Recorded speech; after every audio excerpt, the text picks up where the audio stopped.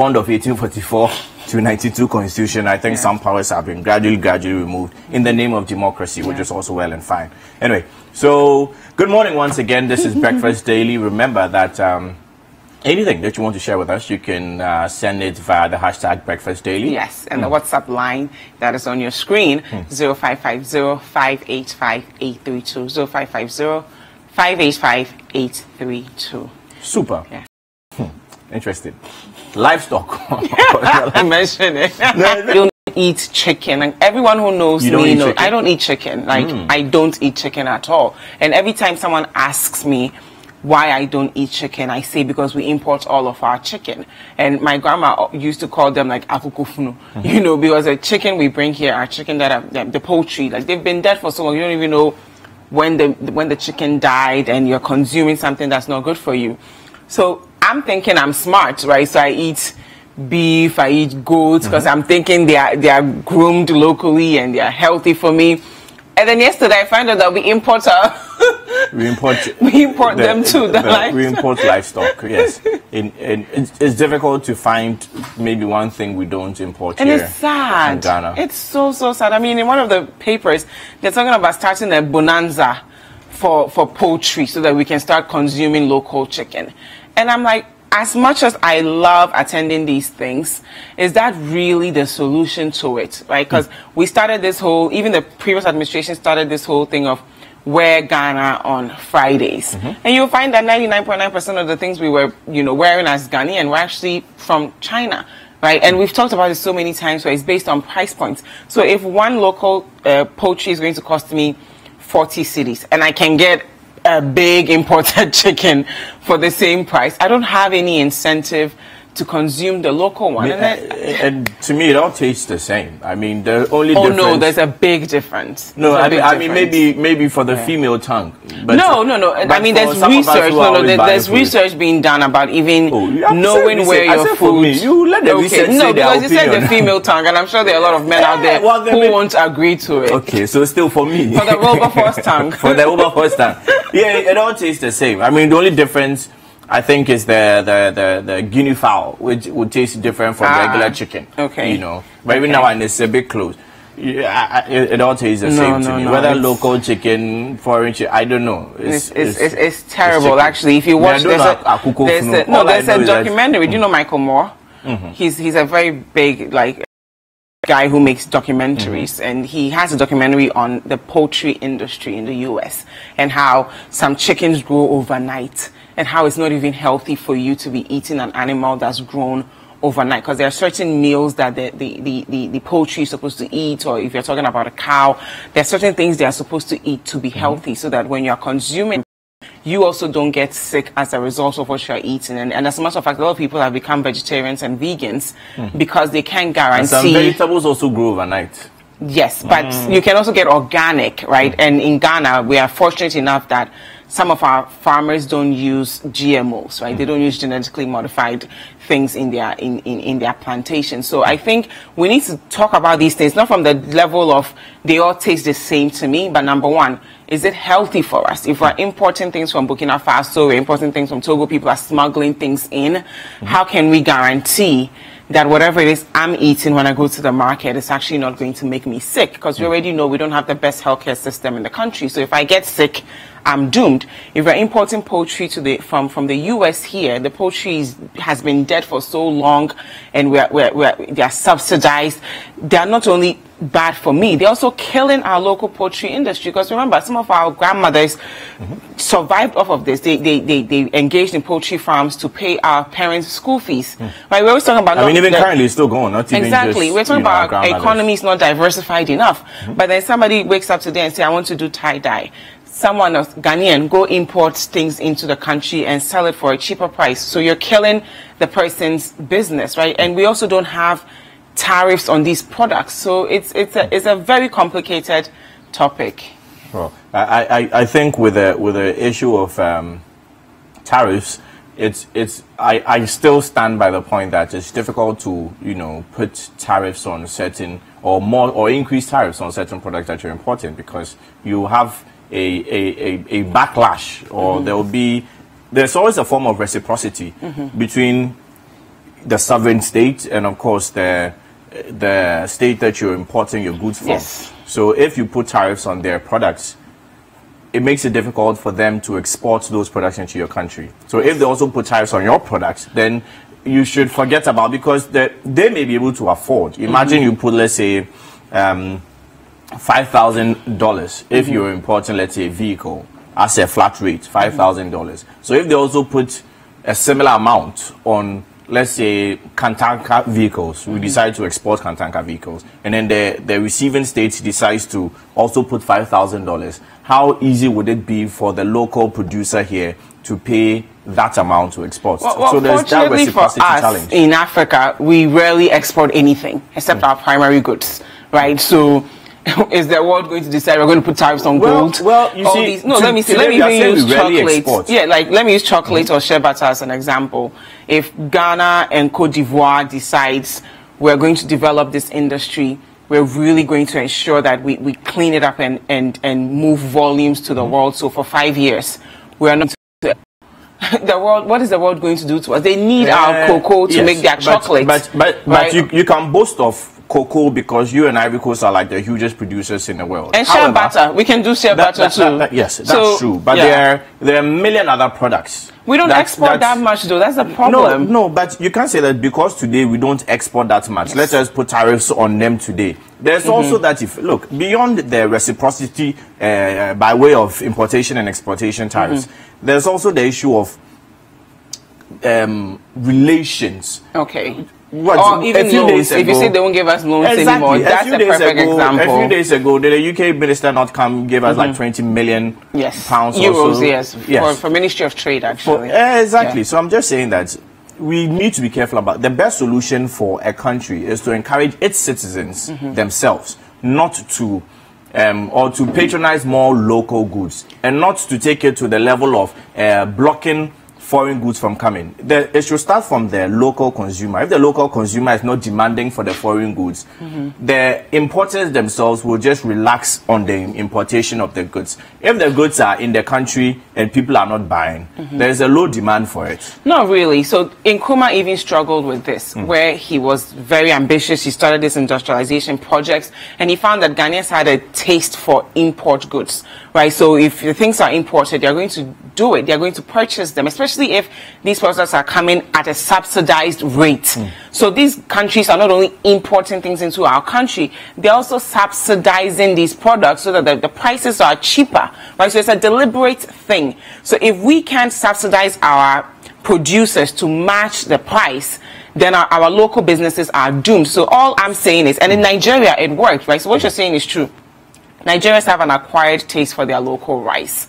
They love their rice. It's produced locally. But then Buhari went a step further to say, I'm going to put tariffs on imported rice to ensure that people will consume our local rice. So it goes both ways. Yes, I wouldn't personally say Nigeria would be a best example of a successful nation, in my humblest of opinions. I'm just saying that I think the focus and the reliance should be on the local consumer. If the government maybe should find a way of alleviating cost of production, finding ways of doing this, and I think the government is indeed doing some, but of course more can be done in that regard. Yeah. So let's alleviate cost of production, and if cost of production is reduced, the cost of the product will also be reduced. Well, labor cost as well, which is something people complain about in China. Because if you're paying people crappy money, the consumer is happy, but the workers are not. Right, so it's a bit more complicated than just the production cost. Also, labor cost comes in. So we'll look at all those things on the local level, and then on the international level, let us still maintain the friendly relation. So it's not like we are putting huge tariffs on your products coming into our country. We will let them come, but just that people don't want it. It's not our fault. We have let you. Let us look at all those things. Okay. And as much as we are encouraging local production, I think the FDA and the other regulatory bodies, should be up and doing. They are doing their best, actually. I've spent weeks with them, and the Ghanaian consumer makes decisions based on price points. That's the reality. It's not that they don't know the quality goods. They just buy the products that are I'm just saying, cheaper. there are many goods on the market or products on the market that, for instance, if you see someone selling sugarcane juice, you see someone selling mangoes. No, Yes. like dried mangoes, ginger dried that, juice, and then they'll write all sorts of things on it. What cures cancer, reduces stroke, whatever, all those things. So, they write all those things, and then one cure for all things. Exactly. So I think as much as we are encouraging local production, we should also look at cleaning up the system. Cleaning up the system. Let us protect the consumer. Yeah. Let us really, really protect the consumer. I got really angry. I went into this huge supermarket in the country, and then what happened was that they were actually selling expired products. Yeah. I mean, and then it was a reduction sale. That's sad. Yes. So a product that was, let's say, initially being sold for 15 cedis, they're selling it for 5 cedis. So if you do it like that, someone might just see the price and then rush for the product, but then the product was expired. So good for you. I got so angry. I created a scene at the supermarket. Which I was very angry. You should. Yes, it's disrespectful to me. You're disrespecting the ordinary Ghanaian. Like, you're taking us for granted. How dare you? Yeah. Really, how dare you? There are many people who may not even be able to read. They will just look at the price and they're happy that they're getting a good deal. And then you get your money for product that ordinarily you should have thrown away. How dare you?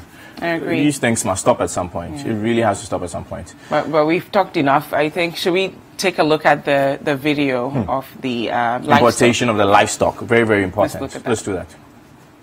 The livestock business employs over 1,000 people across the country. In a week, over 3,000 animals made up of cow, sheep and goat are imported into the country from Mali, Niger and Burkina Faso. Out of the number, over 1,000 is brought into the capital, Accra alone, specifically Circle and Avino, a place where consumers from Tema and Ashaiman and other parts of the region buy the animals from. This include butchers, restaurant owners and chow-bar operators, as well as individual consumers.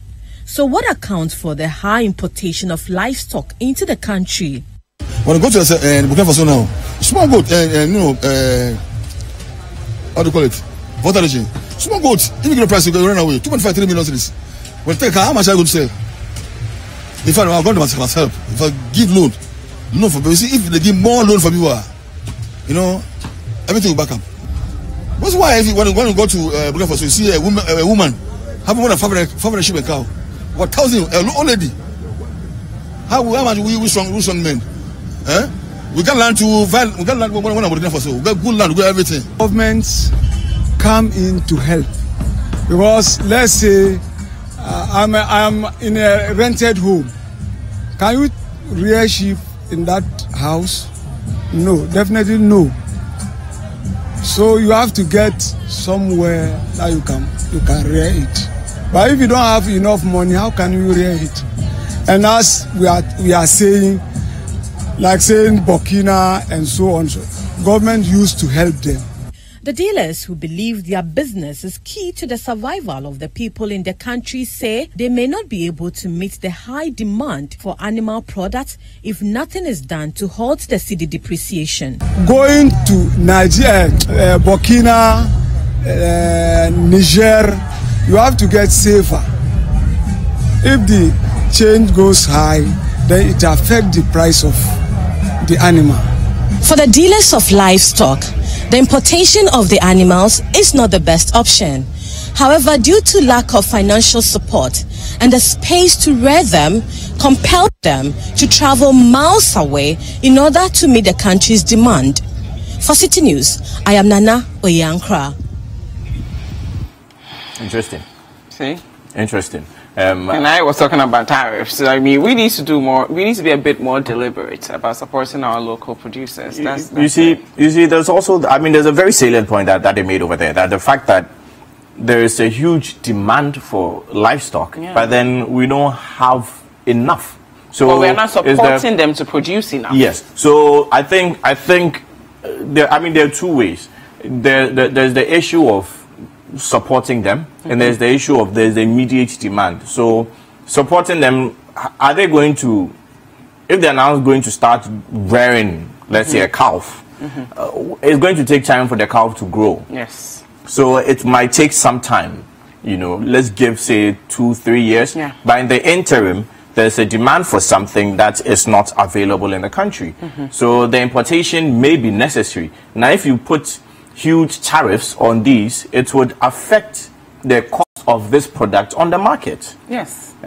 So I'm not a huge supporter of, you know, tariffs on products. I think when it comes to luxury products, like luxury vehicles, we can do that. But then when it comes to necessary products, we can agree to disagree on this, because I'm a big believer in being deliberate about growing your local economy, and it's been done all over the world. Countries deliberately say we're going to place tariffs on products A, B, C so that the industry can grow. Yes. When you look at Ghana years back, when I was growing up, we had Dako farms in Kumasi. Everybody purchased poultry. It was massive. Do you get me? At some point, we had a booming kente industry, tie-dye industry. Everything you wanted, you can get locally. Today, it's gotten so bad that even mats that you put on the floor, we import, right? So if you allow anyone to just put anything in your market, and when I say tariffs, I'm not even saying foreigners bringing it. It's us Ghanaians going abroad, bringing the things in, paying somebody some small money at the port and smuggling it into the country and selling it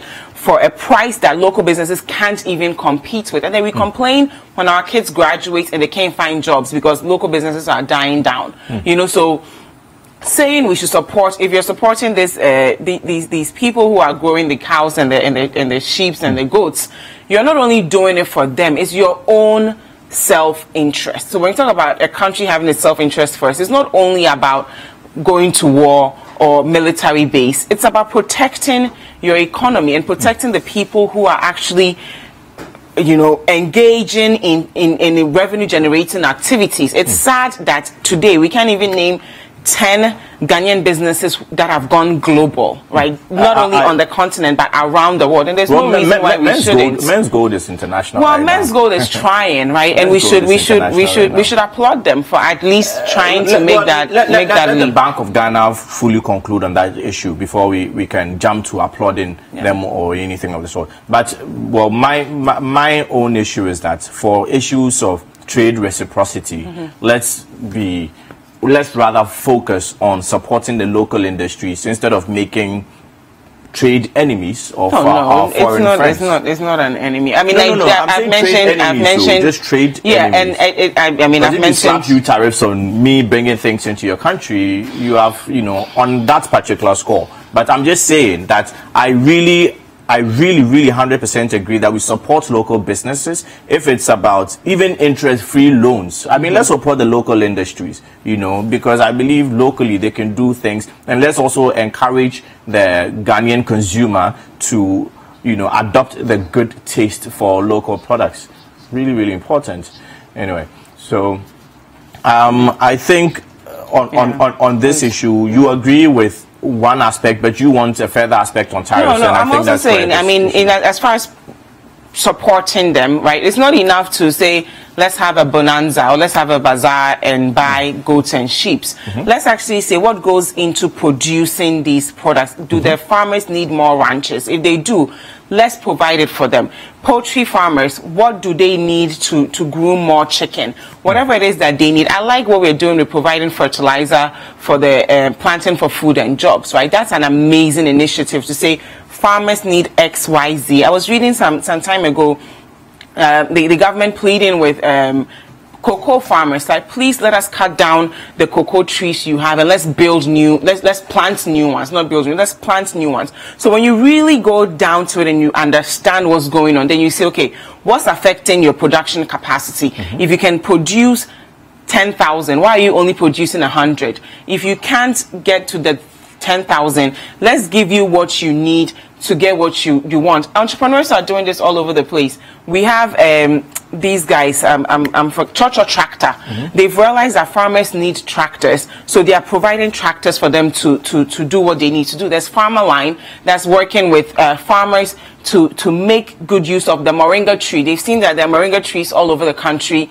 And we need to make moringa oil. We need to make moringa powder. Young entrepreneurs are solving this problem. And you'll be surprised that most of the support they are getting are from foreign investors and foreign grants. Where we are right here in Ghana, we can do more to say, let's solve this thing. Yes, temporarily we might import, but 10 years from now, we shouldn't be importing things that we have the ability to produce, because once these businesses grow, it becomes a big business. They can now hire accountants, they can hire lawyers, they can hire so many people, so that we don't have this big issue of a bank closes down and people don't have jobs anywhere because our economy is not diversified. So it goes beyond just poultry or the agriculture industry alone. We have a big potential to really make use of our land, and we are not. I 100% agree with you. I mean, still on the issue of entrepreneurship and intervention in the livestock and other agricultural innovations. There's also CalTribe, for instance. They're also doing really well, and I think that if they're supported, for instance, maybe it would go a long way. Exactly, because what CalTribe actually fixes the issue I touched on earlier. People have sick cows. They can't even get vets to take care of them. You are buying a cow in the market. You don't even know to take care of the cows. No, they're vets. They can't find vets to take care of the cows. So you don't even know if the cow you're consuming is healthy, right? And this is a big issue. And these are young people in their early 30s, late 20s, solving this problem. We have all it takes to actually ensure that we can feed ourselves. We just need to collaborate with the right stakeholders, and then things will be better for us.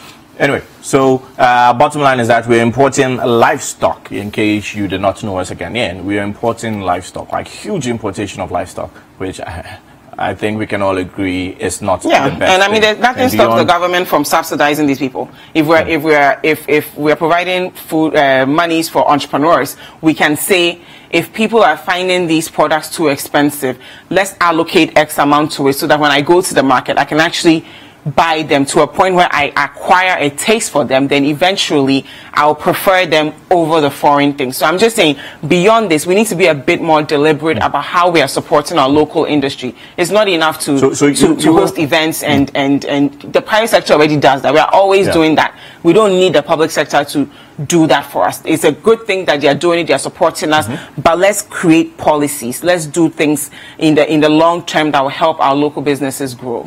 Okay, so just on the lighter side, you were saying that you were making fun of me that I'm not able to identify local chicken from the foreign imported ones. Are you able to identify local cow from? You see, I'm not not eating cows anymore. The only foreign cow, but the local chickens are actually they're harder. Right, so you can tell the foreign ones are softer. So when you're cooking them, it takes forever. When I was young, I was told that corned beef, for instance, the hump behind the cow, that's where the corned beef is from. And people don't even know. The funny thing is, all these canned things they're not good for us, right? But we also think they're bougie. They are bougie, but they're not. Healthy things are good for you. Keep your messages coming through with the hashtag Breakfast Daily on all social media platforms, and of course the WhatsApp line 0550-585-832. Up next, news review. You don't want to miss it, and let us know your thoughts as well with the hashtag and number he provided. Can you tell the difference between a local cow and a foreign cow? We'll be right back.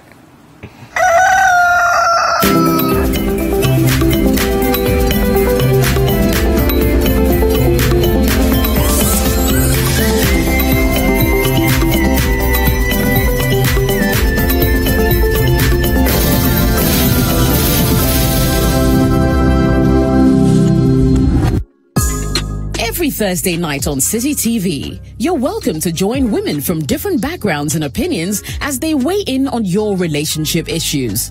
Watch Sister Sister as the ladies get real with issues about love, marriage, betrayal, sex, dating, trust, finances, and more. And his goals and aims and ambitions, including like marital life or children. You should know that from the beginning. And when you have a deep conversation, you should be able to sense the vibe or the energy, but you should have that conversation so that you know what you're going in for. And then you advise yourself upon what you want and what the person wants. Join Jessica and her sisters for City TV's all-women talk show, Sister Sister, every Thursday at 9 p.m.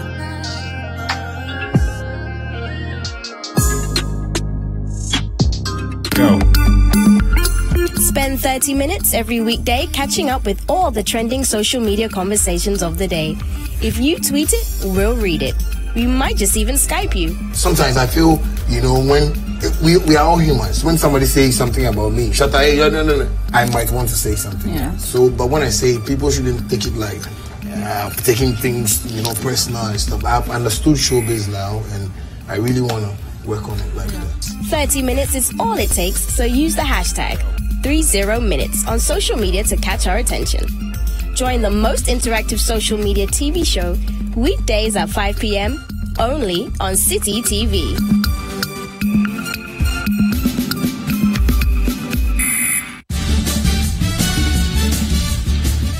For regular news checks as they unfold.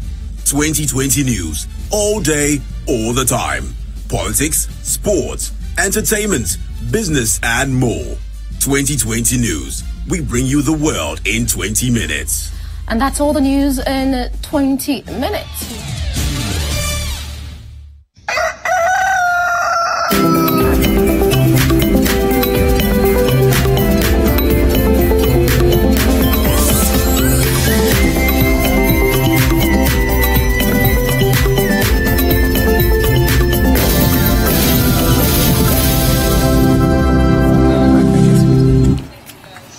Okay, welcome back to Breakfast Daily. Now it's time for the news review segment for today. Yes. Remember, the hashtag is Breakfast Daily. And the WhatsApp line?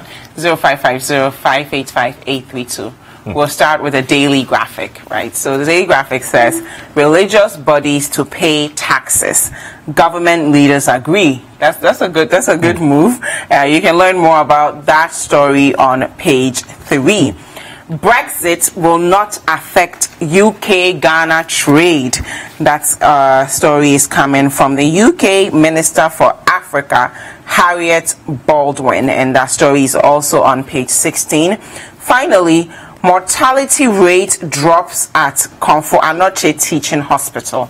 You can also learn more about that on page 16 of the daily graphic. Okay, now let's take a look at the Ghanaian Times. The Ghanaian Times says FIFA mandates normalization committee to run GFA organized elections. Full stories on page 18 this morning of the Ghanaian Times, as well as President welcomes German Chancellor to Ghana, departs for state visit to China tonight. And the full story, of course, is on page 19 of the Ghanaian Times. And stop burning e-waste at Agbogloshi. President orders.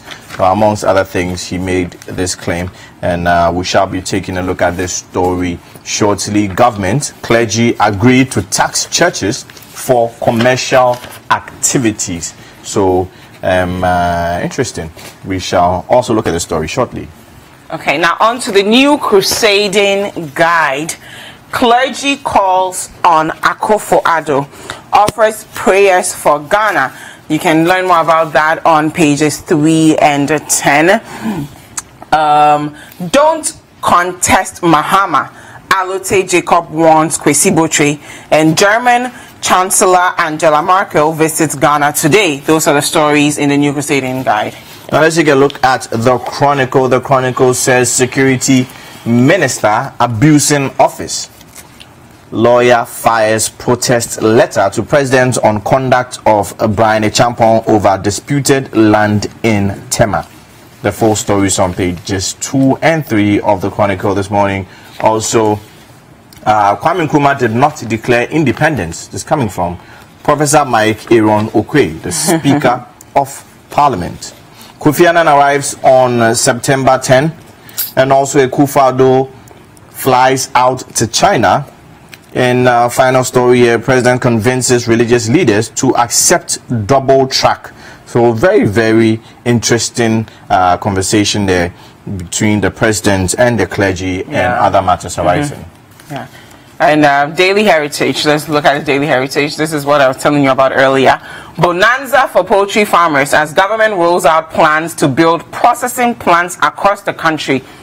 The processing plant is an amazing initiative, by the way, and that story is on page 3. Visually impaired Adongo braces for the Deputy Communication Officer job. That story is on page 2. And finally, NDC government will give you justice. Adongo to bank owners. And there's another story here. CBG Consolidated Bank of Ghana to render hundreds jobless as it confirms dismissal report. That story is on page 5 of the Daily Heritage. Now let's take a look also at the Today newspaper. The Today newspaper says, complete abandoned health facilities, Baptist convention to government. And another story here says, reapply for your jobs, CBG to staff of collapsed banks, no show at clergy government meeting on National Cathedral. And finally, leave our school now. Mescosa warns accountants. The full story is on page 4 if you want to get the full details on that particular story. Okay, now let's look at the Daily Statesman. President Akufo-Addo hosts German Chancellor, and that story is on page 3. GNPC defends KK Sapong. That story is on page 2. They are defending him over the $7.5 million property deal. Finally, NDC government to collapse data bank. I don't know what that means, but yeah, you can learn more about these stories on the Daily Statesman. Okay, now the Business and Financial Times. The data bank not involved in any form of consolidation with any universal bank. And another story here says, revoke licenses of idle oil block holders, ASEP tells government. And finally, Consolidated Bank assures of measures to reduce job losses impact. That's a really, really interesting one there. Now we will go to some online stories. Now let's take a look at these online stories. Stop interfering in Muslim affairs. Now I'm reading from citynewsroom.com. Stop interfering in religious affairs. This coming from the coalition of Muslim groups. I endorse Mohammed's decision to run again. Former Finance Minister Seth Terkper has this to say. Defilement cases up by 26%. Greater Accra Ashanti tops. That's a very sad development. Leave organization of Hajj to Muslims. Muslim group tells government. And also, economy should have performed better under NPP. This is coming also from the former finance minister, and he goes on to say that NPP tax cuts cosmetic. They should apologize. Seth Terkper has this to say as well. So I think we can go right into introducing our guest. For this morning. We've been joined by Honorable Emmanuel Ejako, who is the MP for Ayawaso West Wogon. Good morning. Good morning. How are you? Very well, thank you. And of course, Godfred Akoto, who is the head of current affairs here. Good morning. Good morning. How are you, Godfred? I'm fantastic. You look awesome. Thank you. You too. We'll start with the first story, which is in the Daily Graphic. Religious bodies to pay taxes. Government leaders agree. So it says here that the religious leaders have reached a consensus with the government on the need for churches and other religious bodies to pay taxes on their income-generating ventures. Let's hear your thoughts on that first, Godfrey. Well, it's an interesting consensus that came out of that meeting. Apparently, it was a closed-door meeting. Yeah. So we can't read too much, but take what has been said by the press briefing that was given. I think this has been an issue that has been growing on the minds of Ghanaians for a while. Churches are supposed to be organizations that don't deal in commercial activities. Yeah. But realistically, we do know that churches have engaged in commerce, purchasing olive oil for 5 cedis and selling it at the church for 50 Ghana or 60 Ghana cedis. That is excess profiteering without paying a certain level of tax on it. But that one is for fundraisers, isn't it? No, these are not fundraising. I mean, we know that there are certain churches that are collecting consultation fees before you can talk to the pastor, and they do indicate that it is a consultation fee. There are certain churches that have set up hostels to accommodate visitors to the church, and all these things are being done under the guise of the original standing of the church that, look, we are a not-for-profit organization, and as such do not come near us or whatnot. So for me, once the churches have agreed, what is left is who checks and who collects the money, because there's not going to be any use to this particular agreement if you don't have somebody monitoring regularly. Sure. And I heard the director of the Ghana Revenue Authority, Mr. Kofinti, even say that they were offering incentives to the general public. If you go to a church and you see them engaging in commercial activity, he put out certain numbers that you can reach the GRA on. Call them, they will come. If they verify it, they're going to give you a percentage of whatever it is that they are taxing that church if they can verify the commercial activity. So it looks like the GRA on their side are very interested in seeing this through. But the problem, I think, is the will. Considering how we deal with religious themes in this country, whether people are willing to, whether government is willing to see this through, whether the GRA, no matter how determined they sound, are willing, as well. Yes, are willing to see it through.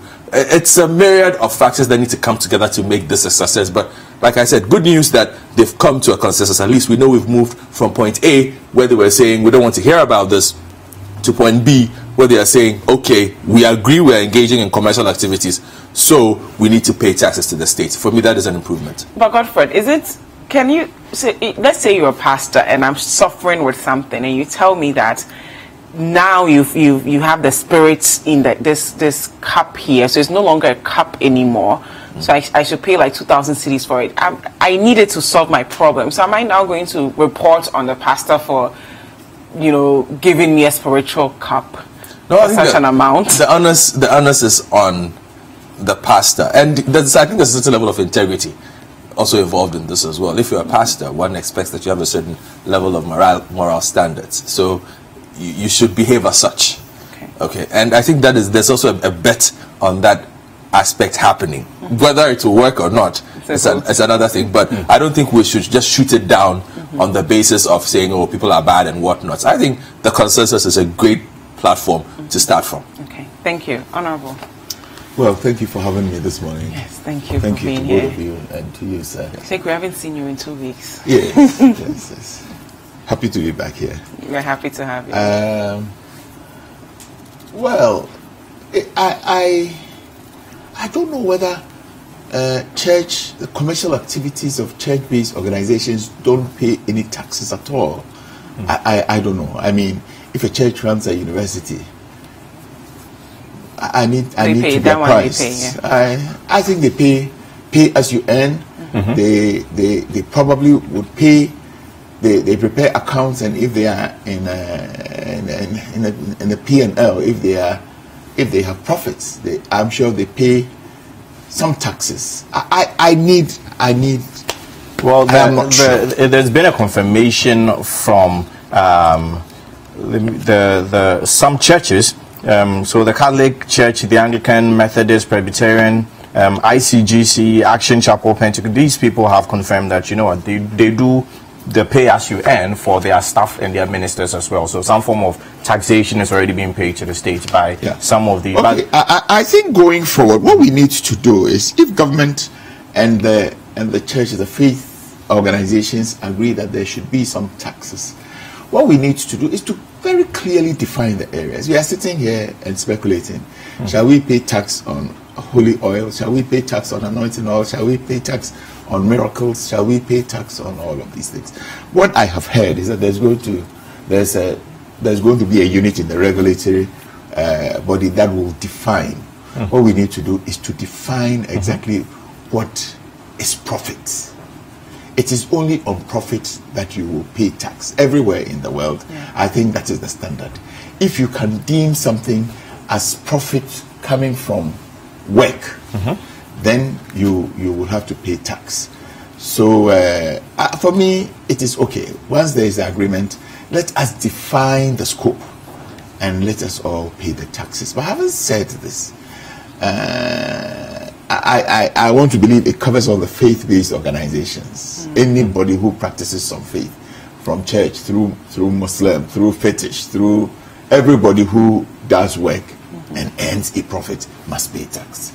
Having said that, repeated, let me, maybe for emphasis, I think we should just begin to also look around very broadly.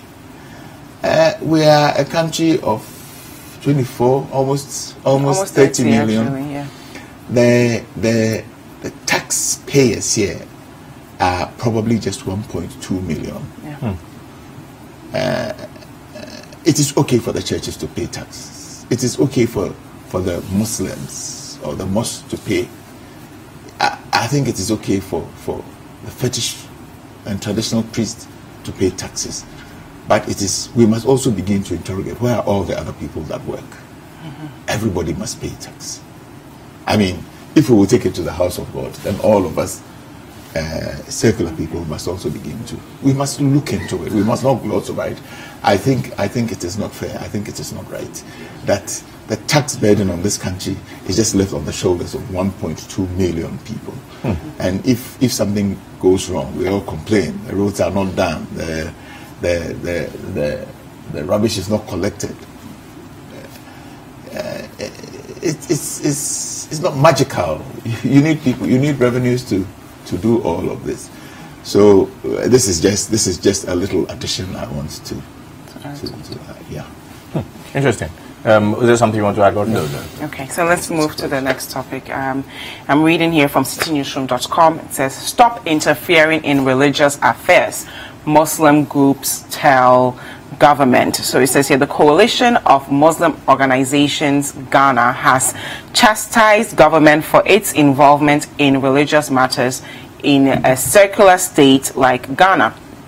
I'm quoting them. This says, the coalition would like to express serious concerns about the increasing involvement of government of Ghana in religious matters and its implication for national unity and cohesion. For more than a decade now, COMOG has continually insisted on the need for government to relinquish its stake in the organization of Hajj and allow Muslims to handle the pilgrimage as a purely private spiritual exercise. While our efforts continue to achieve this goal, we were startled by the government's meddling in yet another religion's endeavor, the construction of a cathedral. So that's what they're saying. They're saying the government should just allow religion to move on its own without interfering in it. It's an interesting perspective from COMOG. On the Hajj issue, though, I think it will be difficult for government to extricate itself, considering that there are security implications, there are immigration implications, there are all kinds of implications involved in this. And Ghana is not the only country that has governments involved in the organization of Hajj, because you have the movement of a large number of people within a very short period of time.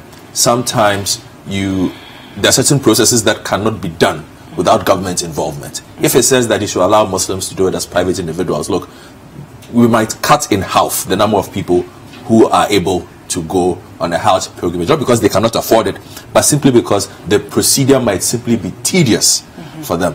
And that is why vast majority, if you look at a lot of countries, you have governments being involved in the organization of Hajj, for instance, because of the implications that come with it and the numbers of people you have moving. And for instance, if the government of Saudi Arabia makes changes, it does not inform religious bodies, basically. It will tell the government that, look, these are the changes we've made to the process this year. So inform the people in the country that this is what is going to happen. And that is why, for instance, government made it possible to be able to fly from Tamale to Saudi Arabia. Should government have simply said, okay, let's leave it to the religious bodies? No. Government has to play a facilitatory role in all this. It does have a stake in this. Okay, so for me, I think that is a bit difficult. Overall, to say that the state should respect the ruling that we are a secular one, it's a bit also very hard. How? Considering that, look, when it comes to issues of faith and the state, it's like sports and the state. It's supposed to be apolitical, okay, but it doesn't happen, because you will inevitably have a person of faith being involved at a certain level of government, having a certain kind of influence, one way or the other. So, be it the person is agnostic, be it the person is atheist, be it the person is Muslim, be it the person is Buddhist, there's a certain level of belief in something that guides a leader. and decisions will be made based on that. So to expect to have government or a leader that is not perturbed or will not make decisions based on a religious belief or a spiritual belief of some sort, it's a pretty high ideal. Okay, now they go a step further to say that just as the government of Ghana has not been involved in the construction of a religious edifice for Muslims, traditionalists, Hindus, etc. That's inaccurate. Efforts by Christians to build themselves a cathedral should be left to them. So but that's I'm just inaccurate. quoting them. But I'm also saying that's factually inaccurate. There is no way the mosque that I know was being built by the Turkish government was not built simply because Turkey woke up one day and said, I want to build a mosque in Accra. Okay. There would have been a certain level. There would a certain level of conversation. Turkey cannot just wake up one day and say, I want to build a mosque in Accra. I'm building a mosque. Here's the money. No. This kind of conversation will happen at a very high government level. No, to be fair, I think you're being a bit speculative at this point. I'm not being speculative. No, that you're assuming that because Turkey has built a mosque has been built by the Turkish government, Ghana government was involved in a way. But sometimes you have to look at where the initiative may have even emanated from. The argument is that this initiative emanated from government and not the clergy. But that is also an assumption, because the government has said that it did not emanate from them, it emanated from the clergy. But the point is this, let's not... Unless you're closing... the point is this, the edifice you see at Kaukudi, there is no way would have happened without government facilitation. Okay. No foreign government can enter the Ghanaian space and say that I've had interactions with religious organizations to put up that kind of edifice without government agreeing to it. Which private or religious organization in this country can agree and say, put up this put up this building here? The land, the provision for the land doesn't all go through state institutions. What if the government has said, deny them permits? So of course there's a certain level of state involvement. There's a certain level of state complicity in these activities. Murtala Mohammed said, I think former President Rawlings gave them that piece of land for the construction of the mosque. Wasn't he head of state? Wasn't he? Like the powers vested in him by the Constitution. He couldn't have done it. On his own private well. Yeah. Okay. Now, Honorable, we're going to hear your thoughts on it, but do you have any last things? So we do have to say goodbye to you. Thank you so much for being here. We'll take a quick breather. Bye-bye. Substitution.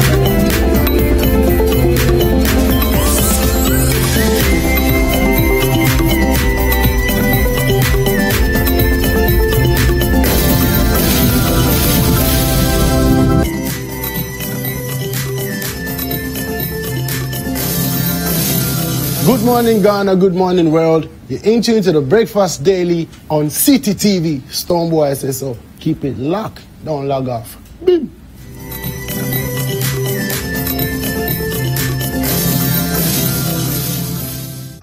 They say, why you they love them like this? Oh, I don't know. Hi, everyone. It's Miss V. Make sure you keep watching Breakfast Daily on CTTV. Don't go anywhere. Tiptoe. Swag. I know about that photo, saying Tim Titi who I go talk to, yeah. This is Kwesiata and you're watching Breakfast Daily, ground up to the top, boy.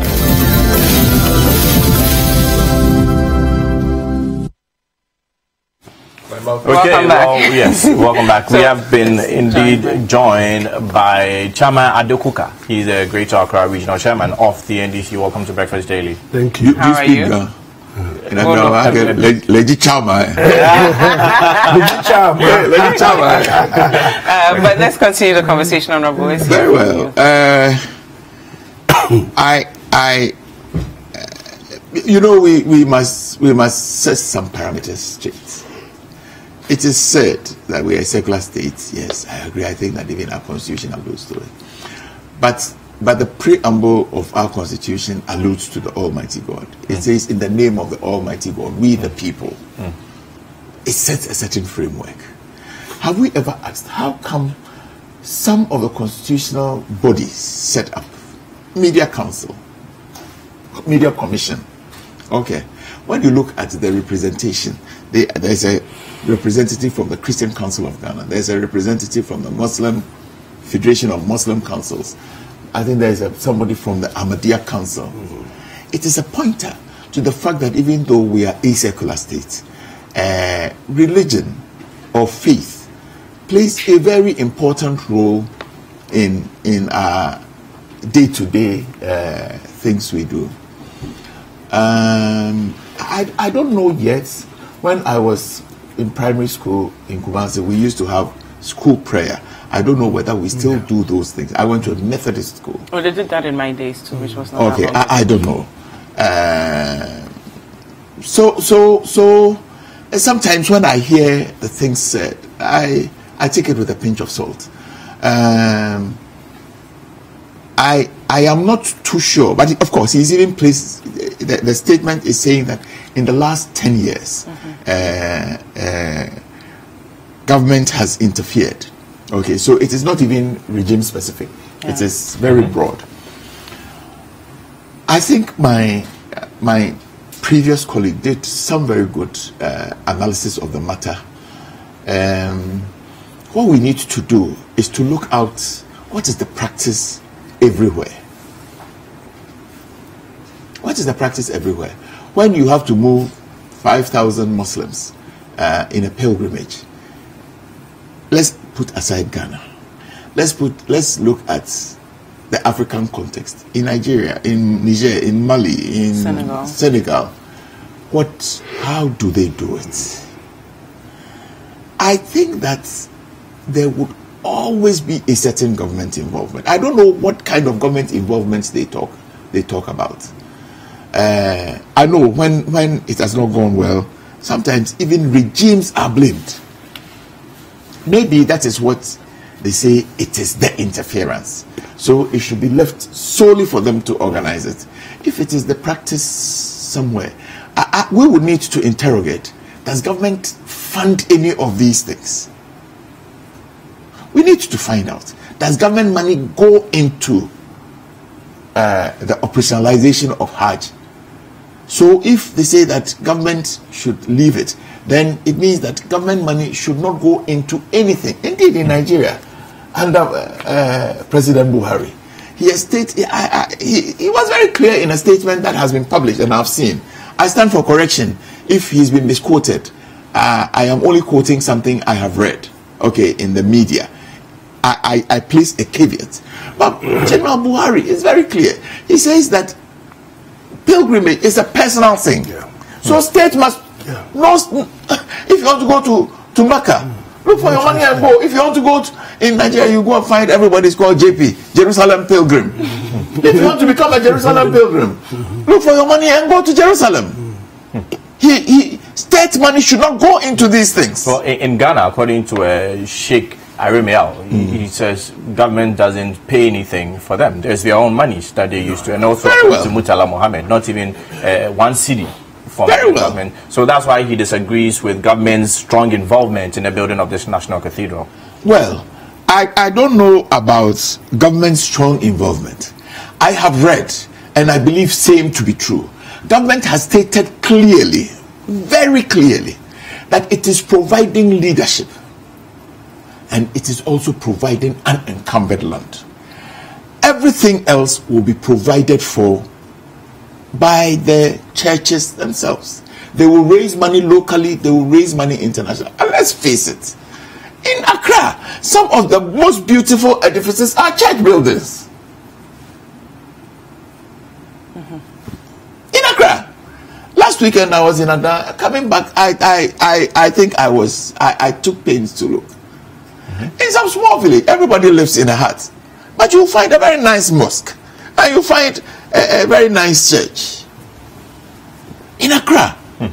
For me, one of the fantasies is in around Ododo, the Stone Methodist Church. Wesley Church.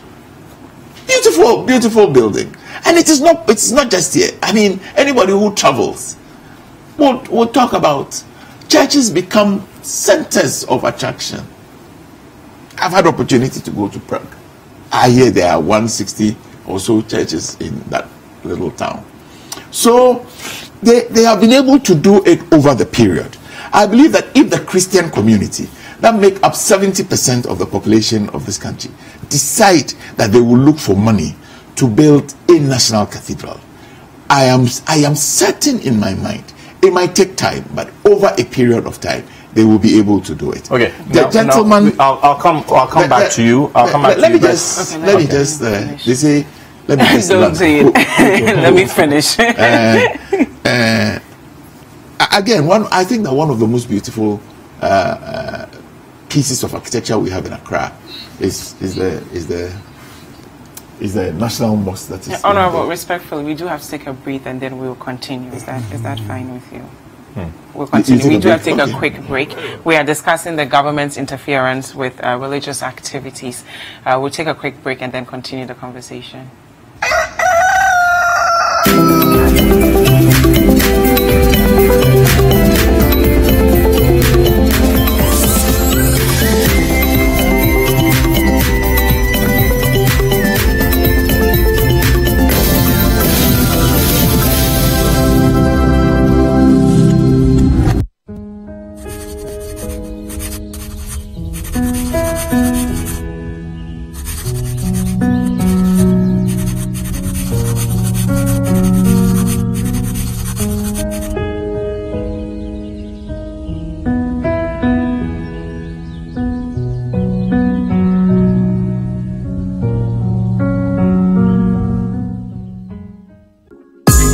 Every Thursday night on City TV, you're welcome to join women from different backgrounds and opinions as they weigh in on your relationship issues.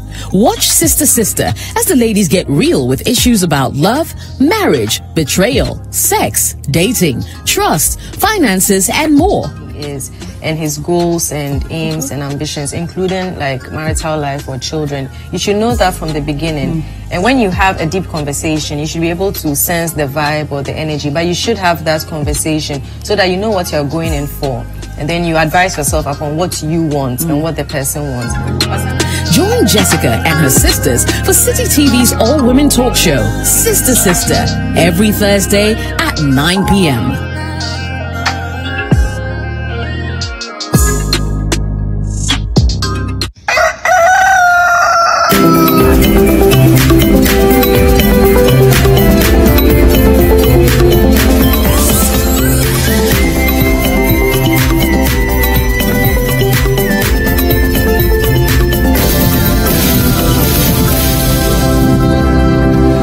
Okay, welcome back to Breakfast Daily. Now it's time for, it's still the news review segment for today. Keep your messages coming through with the hashtag Breakfast Daily and the WhatsApp line 0550-585-832. Now, before the break, we were discussing the coalition of Muslim organization drawing some concerns to government interference in religious affairs. Now, from the discussions that have gone on from this, national cathedral issue, standing out or salient amongst these are one, the location, and two, government saying that our monies are not going into this particular project. It's not state coffers, it's the private entities that are going to be involved in building this particular cathedral that would actually be paying for everything, including the accommodation of the judges, the renting of new apartments for the judges, amongst others.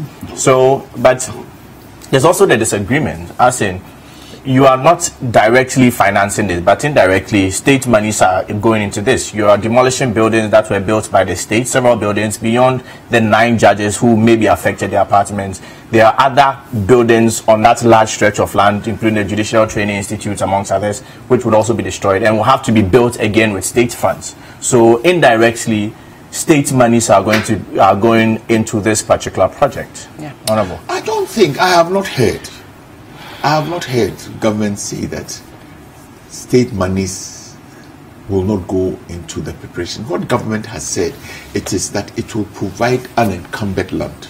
And in doing this, whether you do it in Accra, so the Deputy Minister of Information, Pius Ajide, did say that it's not going to be, there will not be any, it's not going to be a burden on the taxpayer. That's what the minister said.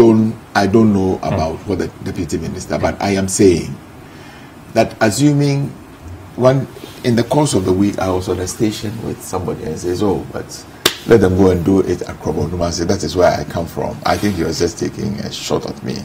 And I said, even if you go to do it in Krobodumase, you will still, the land does not belong to government. There must be compulsory acquisition of land to hand it over. Government says it will provide unencumbered land, free of all encumbrances. It is at a certain cost. The land in Rage belongs to government, so they will not have to pay cash for it. It does have a value. It does have the fact that they don't pay for it doesn't mean it does have a value. But I believe that I don't like the comparisons. But my good friend was speaking to the mosque when Flight Lieutenant Rawlings gave it away. It did have a value. Okay. And all of this. So I have heard the arguments about the location and the traffic and all of this.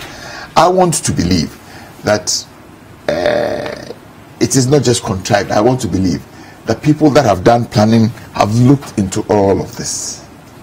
I want to believe. I am not in the middle of this, but I can't for my life believe that a decision will be made that we will do this without recourse to land use and land planning and land development and all of those things. Okay. But I will want to emphasize that let us make a clear distinction between building and government providing land as a goodwill gesture. I think it is okay. After all, this nation has about 70% Christian. If government makes a gesture to Christians, it is okay. It is not always that it should be the reverse. Okay. Okay. Thank you, Chairman. Cathedral. Cathedral. I think we've got enough cathedrals in this country for us to be worrying ourselves about a cathedral. You see, when you look at the edifice that is going to be put there, what is going to be the patronage? What state functions or whatever are we going to do there that as at now? When we want to do those things, we don't have space. Well, people have argued that the 5,000-seater space is bigger than what we currently have. Yeah. And do you have problems when you're having functions? Well, unless you go to the stadiums, which, you know, when it rains, then you're in trouble. So the cathedral is going to be used for football matches? No, I'm saying that usually people go to the National Theatre, but the National Theatre doesn't have the capacity to take about 5,000 people. So people are arguing that the cathedral will be a good alternative. Well, have we been having problems for people going to the cathedral? Sorry, the National Theatre. Have we been having problems? What's happening is they're being forced to go to the stadiums, and the stadiums are not the best place to have religious events, for example, when it's raining. So, what I mean, when they're having their annual Greater Works, do you have them in cathedrals? That's the argument, that we might need the cathedral for events for like Greater that. Works. Not just Greater Works, but any religious events. I mean, if you look at what cathedrals are used for, that's what I'm trying to position you there. All over the world, cathedrals are used for certain functions. Maybe the Prince or Princess of Wales is getting married, and then they take them to the St. Paul's Cathedral, or the Queen's mother is dead, or that, and then they go to bury at the Queen's. In our culture, in our culture, what do we use cathedral? Go to church and go and pray. You don't go to church and go and have Greater Works and that kind of thing. They do it in their churches. They do it in their churches. That's why they've got their own. That's why the church must create its own environment to enable its people to go and worship there. You understand? Yes. And when you look at St. Paul's Cathedral, it wasn't built. You see, the Queen as the head of the British monarchy, right? So those things were built by the monarchy. All those things were built by them. So not government, the monarchy. They built, you see, we want to copy That's what we do with this. With this Akala, we keep some white man has built this cathedral somewhere, and then you go and bring a Ghanaian architect who has lived in Britain for so many years with all this so-called British idea, comes down, the best architect in the world comes to design that monstrous. You know, have you seen that thing is going to be? Look at that. In the heart of we've got State House. If you want to do something, you've got some money. We need to improve the State House, expand it, so that what you are talking about we can use, because most of our state functions are done in those places, and that's why there's enough space there for us to expand the state as it becomes a monument for the state. Then you can only put your cathedral there if you choose to put the cathedral there. I mean, we've got our priorities wrong. And this thing, you see, government is finding difficult on this because as a nation state, as a people, we never discuss them. This is something that's good for you to throw it into the public domain. Let us have a discussion. Then there's consensus. There's a consensus building. Then we all buy into it. Well, actually, I think that's what the meeting yesterday was about. The president meeting, whatever. I think this is a matter that has been discussed long ago. The president met the churches. They didn't meet me and you. Okay. He has never met me and you. I'm also a Christian. He's a Christian. You understand? Nobody has met any of us for him to say, does Ghana want a cathedral? Okay. And that the churches are prepared. But it was called for by the leaders of the church, right? So there are arguments about that. Where it came from, whether it came from government. And it's not just a place people go to worship. There's going to be a library for those of us who want to read. Your Accra Library that is sitting there.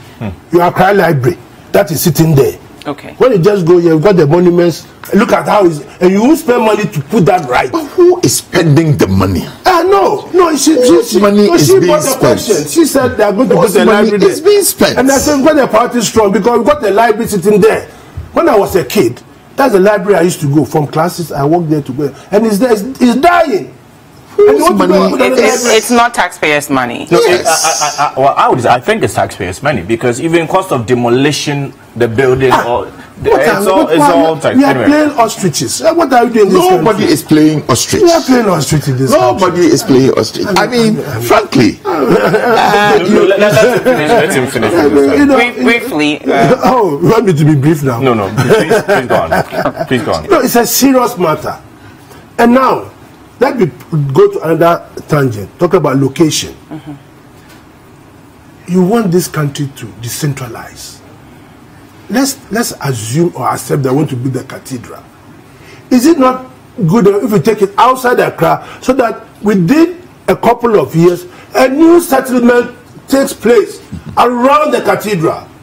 New enclaves, new housing, new roads, new businesses set up, so that you can have a multiplier effect. But you go and put in the center of Accra, where you have the National Theatre, you have all those, and are you going to collapse most of it so that you're going to have wide roads? What are you talking about? Even the location itself is a problem. We have buildings that are icons to this scholarship secretary. That building should be preserved because all of us went through that building to be where we are today. You go to our parliament house, we've destroyed a state monument. And that's what we keep doing in Africa.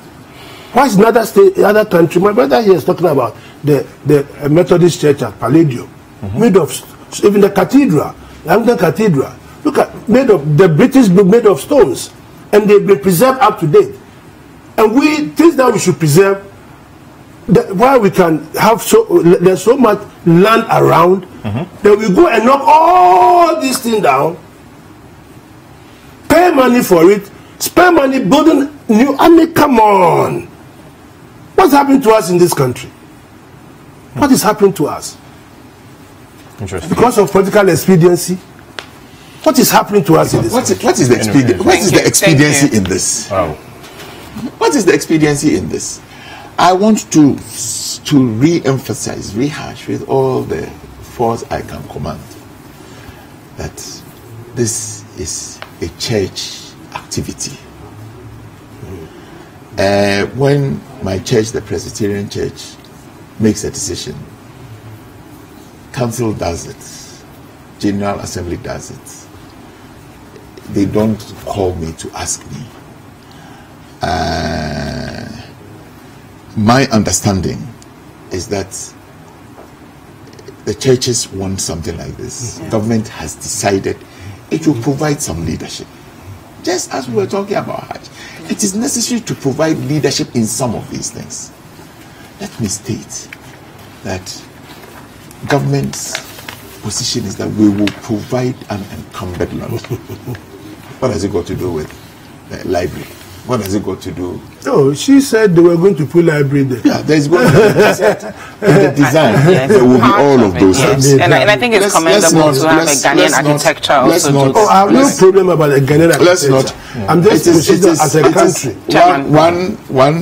It is not a peculiar situation here. It is not a trademarked thing that this is the first time we are going to have this. Over hundreds of years, when they were designing the layout of Washington, they decided that they will have a national cathedral. When you go to Lagos, they have a beautiful national mosque, and they also have a beautiful national cathedral.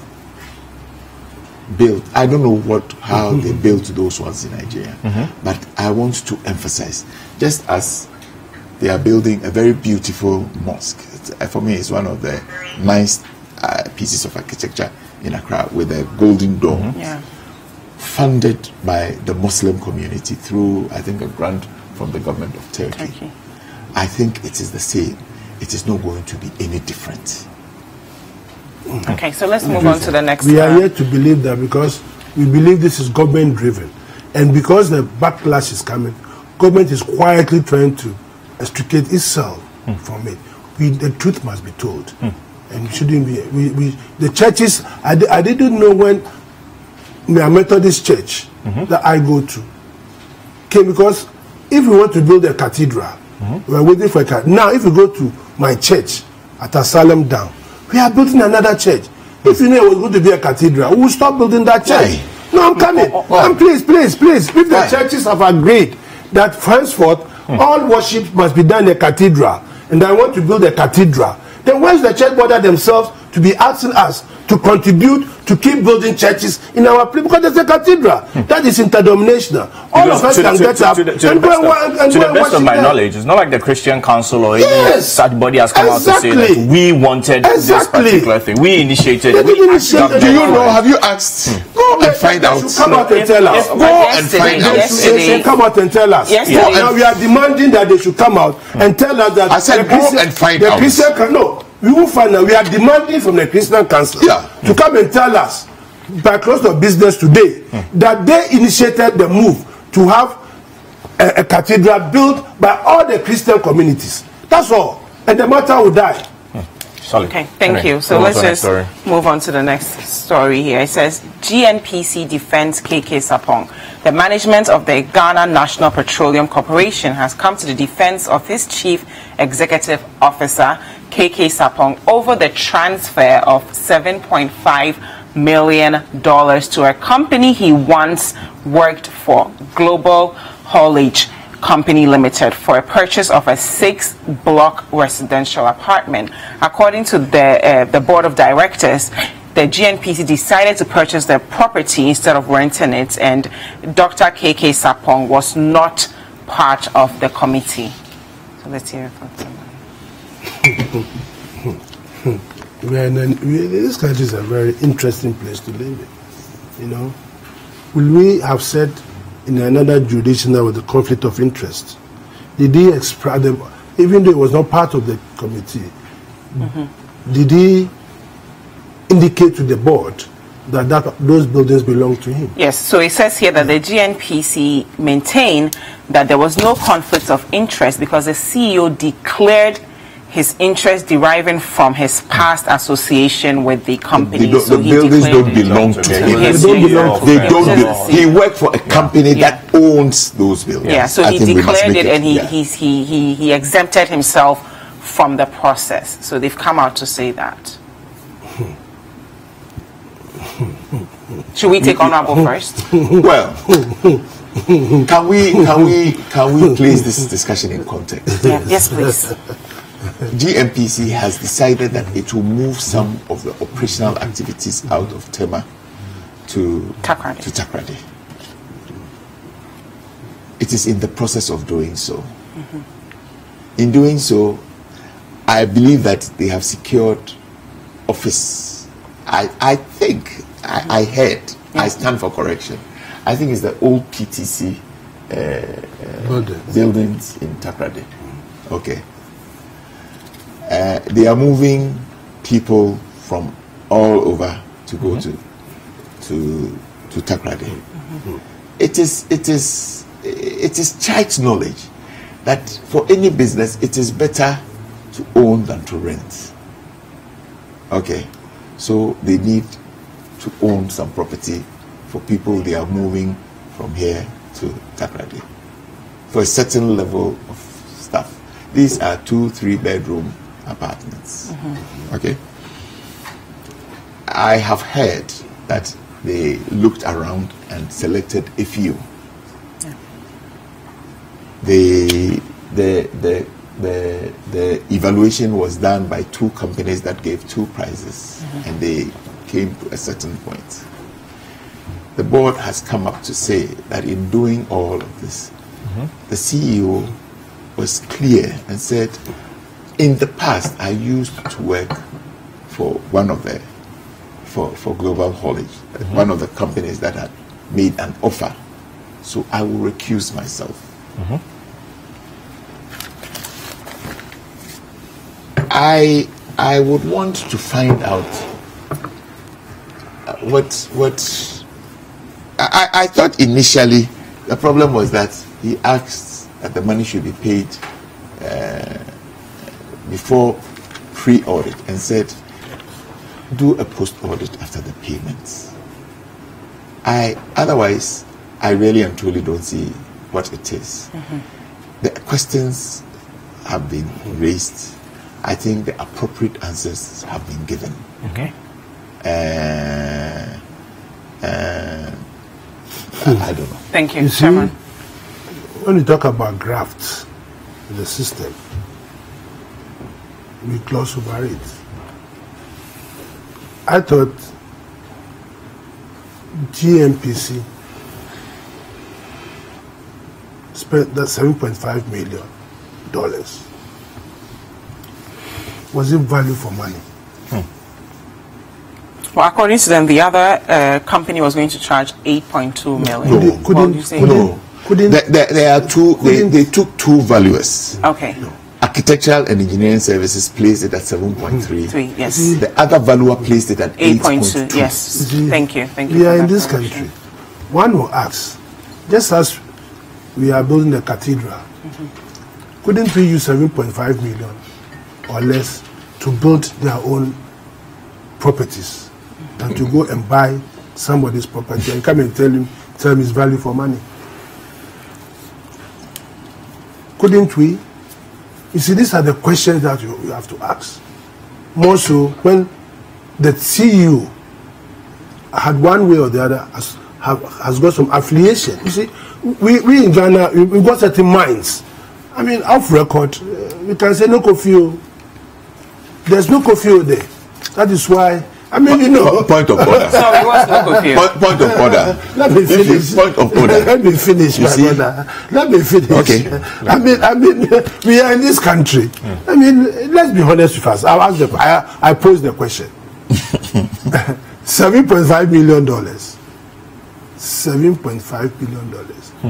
If they decide to buy a land and build, because they are going to be there for permanently, could they find a land and build their own edifice and to go and give somebody 7.5 of an old building? I'm sure after it's not that, an old building. I'm sure Genuinely constructed, actually. It's not an old building. Chairman, it's not an old building. It's not an old building. It's a new building, new constructed in Takoradi for 7.5 million, and we are happy about it. Was evaluation done? Are we saying that there is no basis? Let him finish. You come in, please. Well, I beg to differ. You don't think there was a valuation done? Then the valuation was done quite all right. You can accept it. You can put it on paper. Valuation, and me and you accept it. I'm asking the question. I'm posing the question. That did we find out how much it will cost us to buy a land and put up the same thing by ourselves, by the company itself?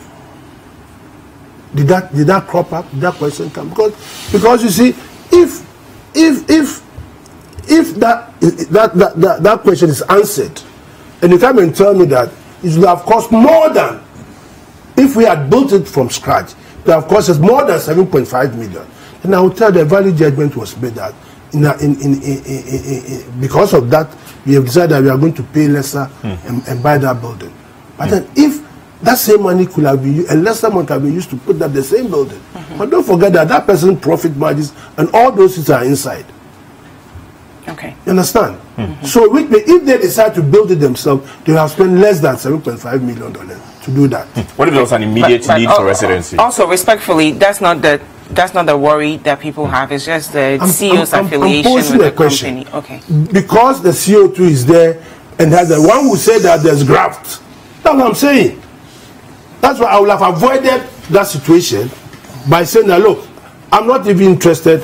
Why don't we find the opportunity cost of probably building our own structure from scratch? And that would take a long time as well. You do agree that then they'll have to go and hire. You have to rent a place in the meantime. So that would also be time consuming, and you're going to spend money as well. If you have a plan that you are going to move, I'm sure you are moving in phases, right? So it is not beyond your reach to look at the alternative. Can I come in? Yes. Please do. You know, I have a favorite, my all-time favorite musician in this country is a guy called Daddy Lumba. Oh. He has a song. One of the lines is, because if it is your turn, you will do it. So you think that is how everybody is. That's in response to the no Kofio comment you made. I am responding.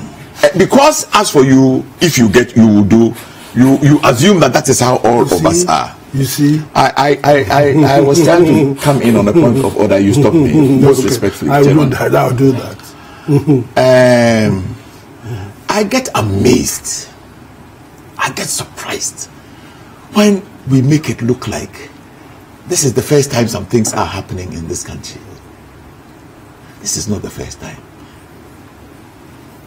Governments and bodies purchasing property. Otherwise, why are there developers? Why is there development? Why? You think I don't know that if I build a house, greenfield, I would save some money? It is not even true every time anyway. I am not hearing him complaining that they bought the PTC house for head office. Why didn't they build from scratch? You know, people can sometimes be very mean. I know for a fact that in the previous administration, a warehouse was bought from the same global haulage in Takra, in Tema. As for that one, there was no Lukofio. As for that one, it was okay. As for that one, there was value for money. You see, let us not denigrate and bring ourselves down. We must establish that it went through due valuation. Are you beginning to question the competence of our valuers now? Did we say that off the head we decided that we will do this? I know that sometimes people even buy and sell properties for less because maybe they owe the bank, they must go and pay the bank immediately and all of this. How much I want to sell, I don't get. But I would rather go and take care of my shame than all. I am only adding on to this. But I think that, you see, for me, the reasonable things to do is to find out, was there value for money? The issues, and I think that we establish value for money when it comes to property by valuation. It is not magic.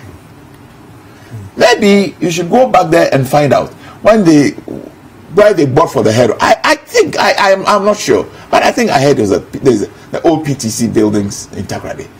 Let him also add. Honorable, but that value for money. Thank you very much. Okay. Thank you. I think this cynicism and all of it must stop. To the extent that I don't think it's cynicism. It is the way we all. Your closing remarks, yes, please, Chairman. Is the way. I'm sure that if the shoe was on the other leg by now, Rome will be burning. Okay, let's not burn Rome yet. Thank you very much. Honorable Manuel Ejako is the Honorable Member of Parliament for Ayawaso West Horn, and not forgetting Chairman Adokoka, who's also standing once again, and we do wish you all the best, the regional chairman of the National Democratic Congress. Thank you so much for joining us. I'm waiting for endorsement from my brother. Thank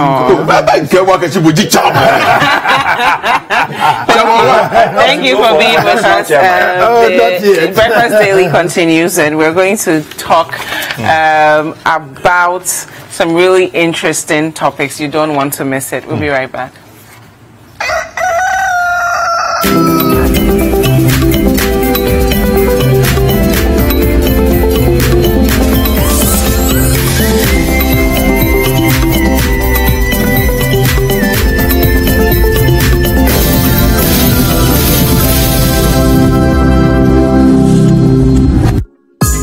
Every Thursday night on City TV, you're welcome to join women from different backgrounds and opinions as they weigh in on your relationship issues.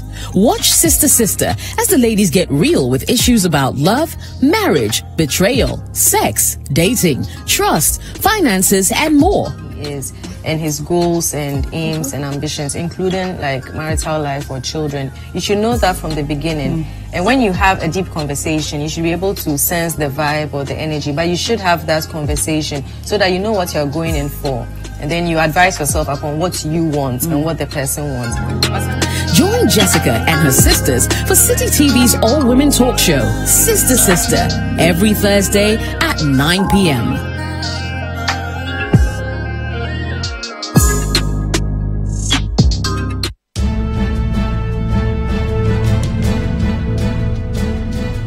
It's engaging, detailed, and loaded with factual and incisive analysis. It's The Big Issue, your preferred Saturday morning news and current affairs analysis program on City TV. Tune in this and every Saturday at 9 a.m. and hear the newsmakers discuss the top issues for the week. At that time, Charlotte was complete. I'm not defending Charlotte. I'm talking about the way we behave like hypocrites and ostriches in this country. At that time, she was a perfect person. It's The Big Issue with Stella Madonu on City TV. This and every Saturday at 9 a.m.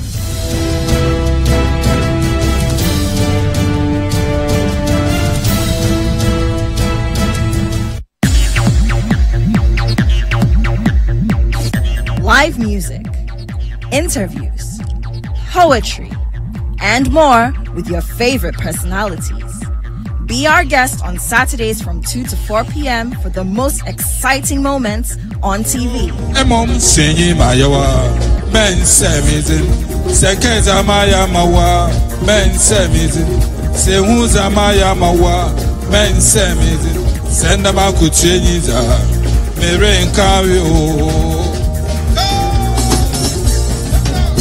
Join Kojo Akoto Boateng for real entertainment right in your living room. Saturday Live on City TV and City 97.3 FM.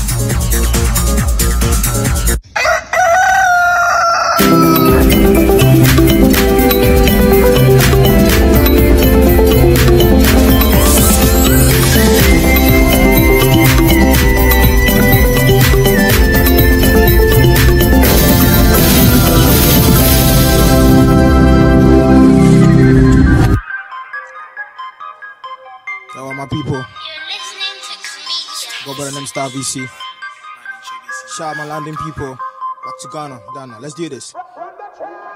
Shout CZ, shout Wellesley, shout out my Southeast people, man. Shout C TV, don't know, yeah, Starfish. See me as Capri, see me who's every rapper, do you come near me, cause if you try me, break could be purple. This me pet you prime. Mama Mac, the mama set line. This is made a nigga for the keep crime. Who bet you my baby, please don't do mine. Now I wanna ride on, so that me punching us in the mothers of my high arm. Mama, mama, icon, Medrin Kate the Bray, you do a high come a high bro. What them any beat, Papa nigga sick, money in the feet. Oh, and the man was some feedback. After my the Brahma, who was who's that me back. Nana me poor me, and run a journal planning.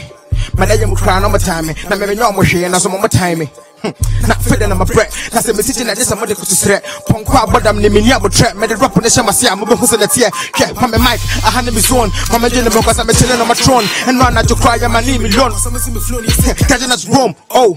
I mean, it's been hospitalized. Rap supervised, you come cover by. Move to me, be so John to me lies. That's a win to me, nigga, come to my right.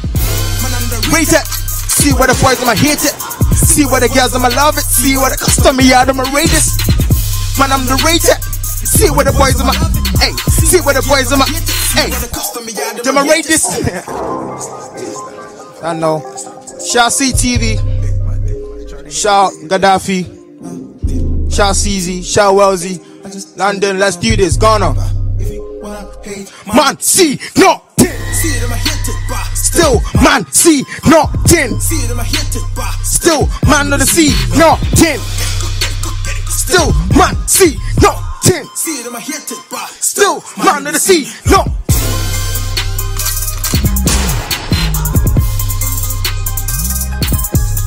Woo! That now.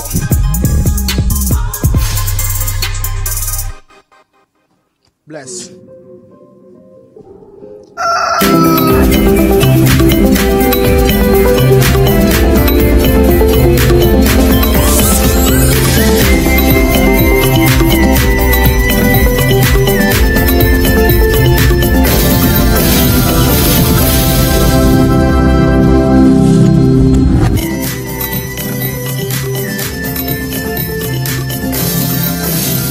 Good morning, Ghana. Good morning, world. You're in tune to the Breakfast Daily on City TV. Stoneboy says so. Keep it locked. Don't log off. Boom.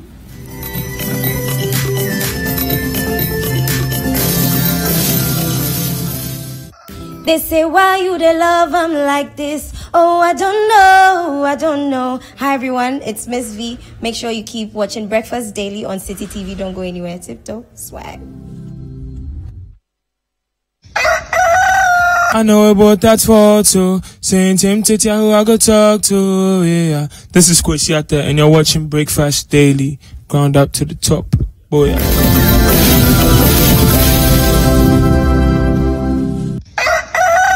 Jealousy go share. I can see bad boy. Jealousy go share. What's up, guys? Your boy Kitty, and right now you are watching Breakfast Daily. Oh, Lord of mercy. Let's go.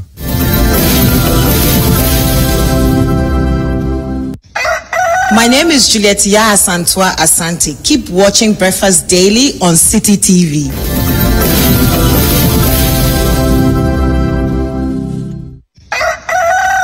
Hey family, my name is Joe Metal and you're watching Breakfast Daily on City TV. Keep watching, don't go nowhere. Go.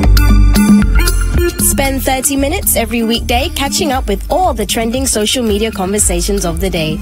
If you tweet it, we'll read it. We might just even Skype you. Sometimes I feel, when we are all humans. When somebody says something about me, I might want to say something. Yeah. So, but when I say people shouldn't take it like taking things, personal and stuff. I've understood showbiz now, and I really want to work on it like that. 30 minutes is all it takes, so use the hashtag 30minutes on social media to catch our attention. Join the most interactive social media TV show weekdays at 5 p.m. only on City TV.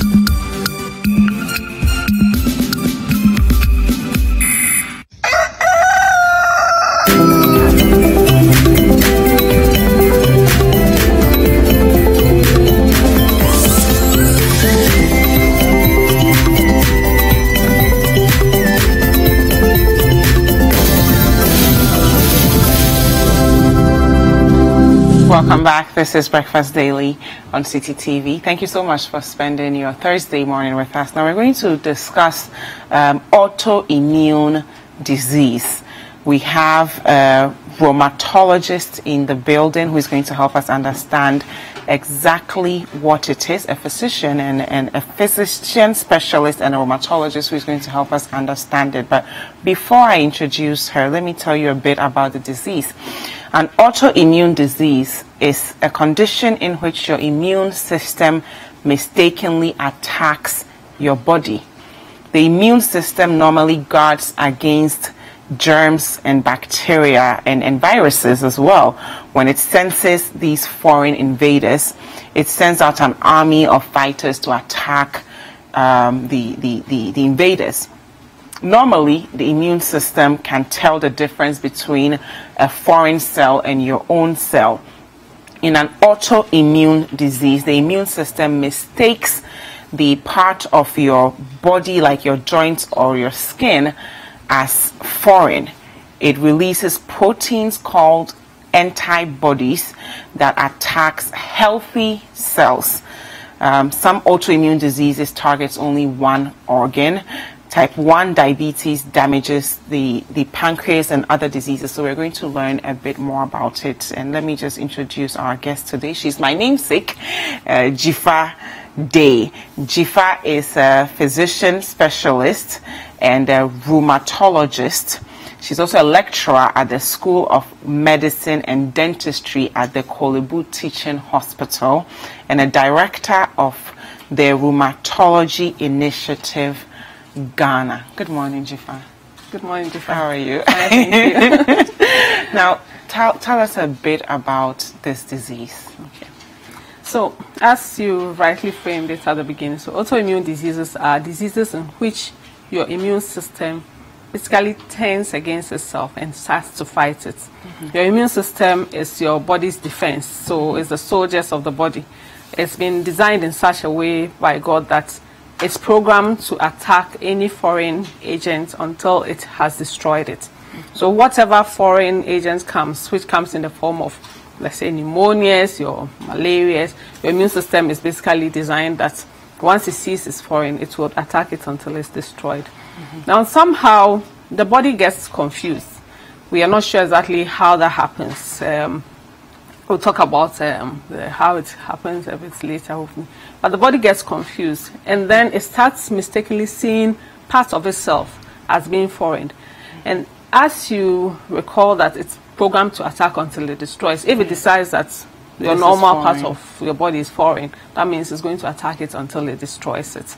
Wow. Now, autoimmune conditions are divided into local and then systemic forms. So local forms attack only one particular organ. So if it is the pancreas, as you said, for example, it will attack it, and that will lead up to type 1 diabetes, which is common in young people. It's also the cause of the thyroid swelling that you see. So you can form a form of inflammation in the thyroid that will give you a thyroid disease, which may be overacting or under functioning. So all those ones are local. It's attacking only one organ. Now, there are more severe forms of it, which are even more fatal, where the immune system basically recognizes a lot of cells in the body as being foreign. So all those cells may be found in different structures in the body. So wherever those cells are, it will attack it. So from the top of your head to basically your toes, wherever cells, the skin, the eyes, the lungs, the kidney, whichever cell the body has decided is foreign, is going to attack it. What causes, let me say, what confuses the immune system? What confuses the immune system? We know it's a balance between a genetic makeup and then an environmental trigger. Genetic makeup being the way God designed your building blocks of your body. So it's your DNA, you can't change it. It's what makes us both Jifa, right? That's genetic makeup makes your immune system likely to be overactive. Just like some children are born to be just hyper and others are. You can try and control them a bit there. But if the trigger is there, if you leave them in the house and there is enough provocation, they will start misbehaving. So it's the same with that genetic makeup. Without any provocative factor, you might sail through life without the autoimmune condition coming through. But some people, there's an environmental trigger that comes, and that is where we are not exactly sure of what the trigger may be for various people, because various stresses have been identified. For some people, stress is a very important factor in the trigger for autoimmune conditions. So they'll tell you there was an antecedent stress they lost a loved one, there was a job stress, and then suddenly they started having the symptoms. Wow. Sunlight, surprisingly, especially for Africans, can trigger off an autoimmune condition. How? Because you're born into the sun. Yes, so unfortunately, yes. I'm so surprised when, well, for some particular diseases, when the immune system starts getting confused, what happens is when the sun beats the skin, it causes some cells to die. Wow. And when the cells die, then the immune system has more fuel to start misbehaving. So we tell them that you have to avoid the sunlight if possible. So sunlight can do that. We know a lot of minerals from the petrochemical industries have been known to set off autoimmune conditions for some. Even some things found in nail polish have been known to trigger off autoimmune conditions. So there are various things there. Infections can trigger it, so you may have an antecedent infection, and then subsequently your immune system, after it's been primed, now doesn't go back to its former state again. So various things that you cannot exactly pinpoint for, like everybody. It varies for different people. Maybe the trigger for an autoimmune condition there. Is it preventable? Is it preventable? Unfortunately, the only way you can prevent it is to change your genetic makeup, as we're saying. No. But we know that there are certain triggers that you can probably help or reduce your chances of getting into contact with. In this stressful or modern lifestyle, well, we can still try to minimize stress in our body. We try to live a more healthy life. That's hopefully that will make your immune system more calm. Fruits and vegetables. We know that there are certain hormones and drugs that trigger off the autoimmune condition for some people. So excess estrogen, if you look at autoimmune conditions, tends to be more prevalent in women because it's driven by the hormone estrogen. So unnecessary use of the hormone estrogen you might want to avoid that. And making sure that you're basically more healthy might be the only way you can prevent it there. Okay. What are some diseases you can share with us, some autoimmune diseases? Autoimmune conditions, it depends on the type that you're talking about. If it's local, then we're talking about type 1 diabetes, we're talking about the thyroid diseases. We have one that affects the nerves that we call multiple sclerosis. You can have it affecting some glands in the kidney called adrenals, which will give you Addison's disease. And we have some that affect just the gut. That's your GIT tract, or where your bowel is, which might give intestinal tract. So it gives you something we call celiac disease or inflammatory bowel disease. But the more prevalent types, the systemic types, are diseases like rheumatoid arthritis, lupus or systemic lupus erythematosus. We have one that affects muscles, another organ called myositis. We have ankylosing spondylitis. We have psoriasis that affects the skin. Affects other structures in the body as well. Is there a way we can spot these symptoms early? There are symptoms that may be more prevalent for particular conditions, but it depends on the organ that is being affected. If, for example, it's local and it's affecting the thyroid, the symptoms will be localized to the thyroid, so you might present with a thyroid problem. If it's, however, systemic, then you can basically present with anything at all. But there are a few symptoms that you want to look at and add on that to the other symptoms that you have. Most people will report a long history of illness. I've been visiting so many doctors and nobody's telling me what is wrong. I've been treated for malaria several times and they still are not finding any malaria parasites, but they still keep treating me for it. If you are losing weight without making an effort to lose weight, you're having fevers, especially in the night sweats, then you should be worried. Joint pain is one of the common symptoms that come with autoimmune conditions. You have joint pains, especially in the morning when you wake up, your joints are stiff or swollen, and you need to be worried about what might be going on. Some people will break out in some peculiar rashes, especially when they go out in the sun, around the face or around the neck. That might be a sign that something going on. Then unintentional hair loss as well.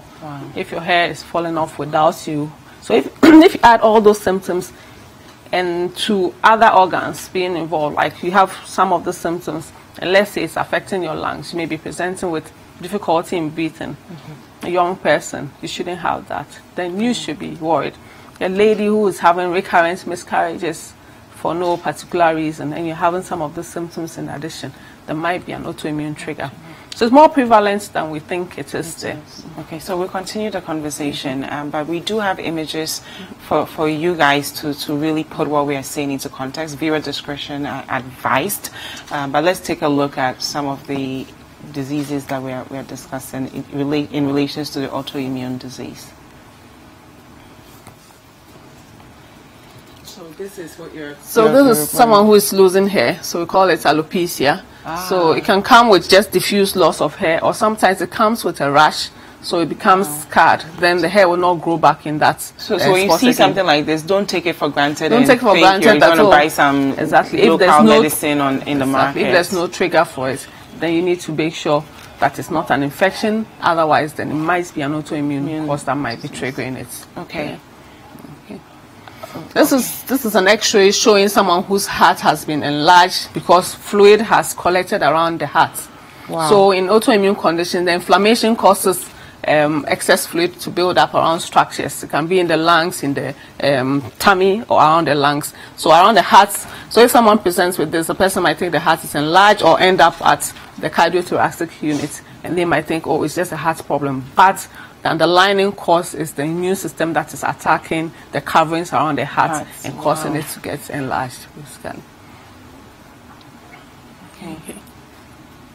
This is fluid in the lungs itself.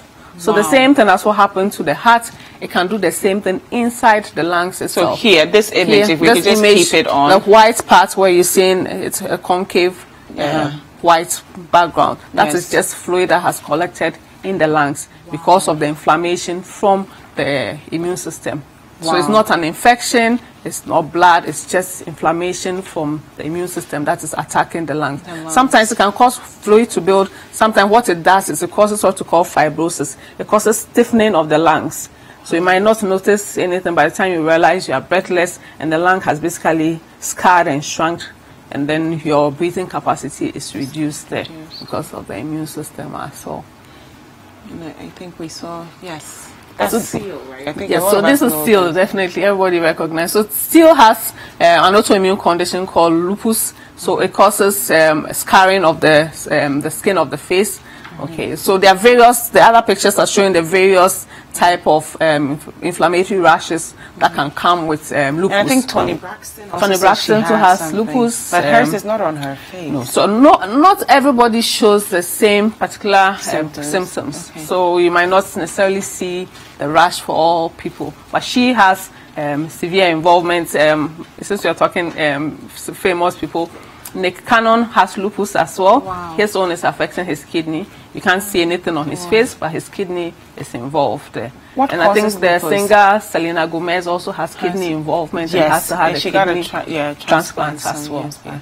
What causes this, the lupus? What happens? What causes it? So it's also an autoimmune condition. Lupus in particular is a systemic type. So the immune system is basically attacking any organ that it thinks is foreign. Not that there's something wrong with the organ, but the immune system is just confused and thinking that there is something happening in that organ and goes on to destroy it. Wow. And I think there was the last one? Yes. Whoa. So there's a local type of autoimmune condition called myasthenia gravis, where the immune system attacks where the nerves control the signals that it sends to the muscles. Wow. So once it attacks there, so this person's eye is shut because the nerves are not able to transmit the information to the eye for it to be opened. Wow. So it can cause the same in all the other parts of the body, and basically the body can just shut down because if the muscles for breathing are not being controlled, what will happen? You can't breathe, and you basically might just end up on a ventilator and die. Wow. Okay. Is that another? Whoa. So this is psoriasis. So this is an autoimmune condition that basically causes the skin to proliferate. So it becomes thickened, but it can affect other organs as well. So it can affect the joints. It can also affect some of the internal organs as well, even though predominantly what you may see is the skin being thickened and scaly. So it's not every skin rash that is a fungal rash for you to go and buy triple action cream to put on. Okay. Exactly. And so this is rheumatoid arthritis. So it's also a systemic type of autoimmune condition where the immune system attacks the joint coverings. So it causes the joints to swell up, so you may end up with, in the initial stages, or you see stiffness of the hands and pain, especially in the morning. It will resolve, it will come back again as the day goes on. But with time, if you leave it untreated, this is what the result will be. The joints will be swollen, it will destroy the joints, and it becomes damaged. You are not able to strengthen it. And rheumatoid arthritis is also a systemic type of autoimmune condition. What you may see is the joint being damaged, but internally it can affect the eyes, it can affect the lungs, it can affect the kidneys as well with time if you do not treat it properly. So it causes more than just the joint. If you don't. Exactly.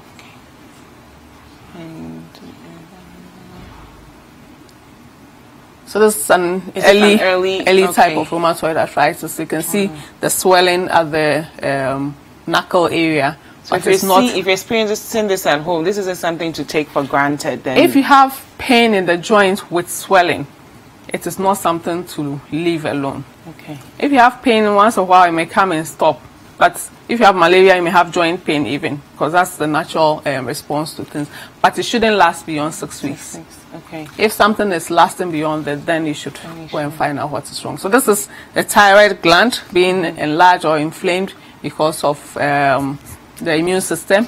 So it can be caused by other things like deficiency in iodine and stuff. But in this case, this is an autoimmune reaction where the immune system is causing inflammation around the gland there. So with time, what happens is the gland may get swollen, or it will stop functioning properly, or overfunction.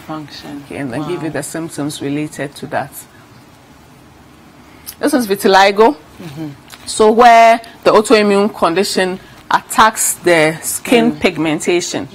So you lose that pigmentation in that part of the skin. So the dark parts, which is the melanocytes, exactly, gets destroyed, and so that place becomes white and patchy. And they can, affect basically all parts of the body. And we've seen a lot of awareness campaigns about vitiligo. That can be autoimmune as well. So Doc, how big of an issue is this disease in Ghana? We do not have exact prevalent figures. Even worldwide, it's been difficult to put together what the prevalent figures for autoimmune diseases are. But it's a huge problem.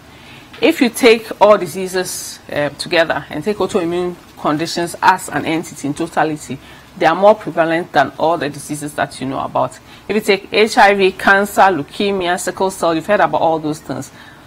Autoimmune conditions are more prevalent than all these conditions.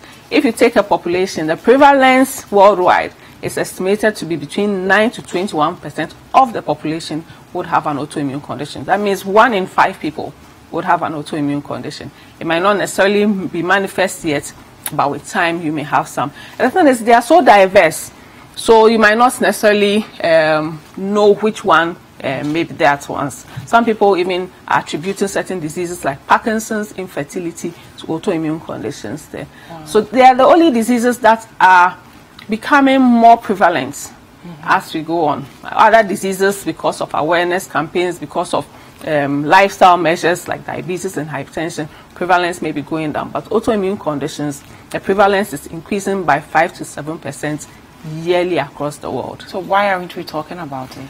Because a lot of people do not know about it, unfortunately. The conversation is not raised. And a lot of people seem to think that they are rare because they are kind of scattered and affecting different organs there. But if you put it into totality, they are not rare. They cause more than all diseases on the healthcare system. They kill more people. There was a recent survey that was just published this month. Shows that if you look at young people between the ages of 15 to 30 years, autoimmune conditions are among the top 5 killers of young people. If you look at women up to 40 years, then autoimmune conditions are within the first 10 killers of women up to 40 years. Because it tends to affect women in their reproductive age as well, which is why it's worrying. It's not an old age disease. It's in the prime of your life. That's when you are likely to get it. Wow. Is there a way to treat it when you see it in the early on, or is it easier to treat it when you spot it? Yes, so that is why we advocate that people recognize it early. If you take worldwide, because of the lack of awareness, even in developed countries, it may take up to 4 years before people recognize and treat a disease. And if you leave it, unfortunately, by the time it's diagnosed, the organ might be damaged and you cannot reverse it. But we know that the antibodies, the symptoms come way before the disease manifests. Yeah. So if once you start having the symptoms that you think might be related to it and they are diagnosed early and treatment is started, you are more likely to be able to go through life without damage occurring. Wow. Okay. Now tell me about rheumatoid arthritis. Okay. Rheumatoid arthritis is one of the autoimmune conditions. It affects the joints, but it can affect other systemic features as well. The eye is one of them. It can cause dryness, erosion of the eye. It can affect all the joints in the body that has what we call synovial covering. So the spine can be one of them, the bigger joints in the body as well. But as we said, because it's systemic, it can affect things like the lungs, the heart.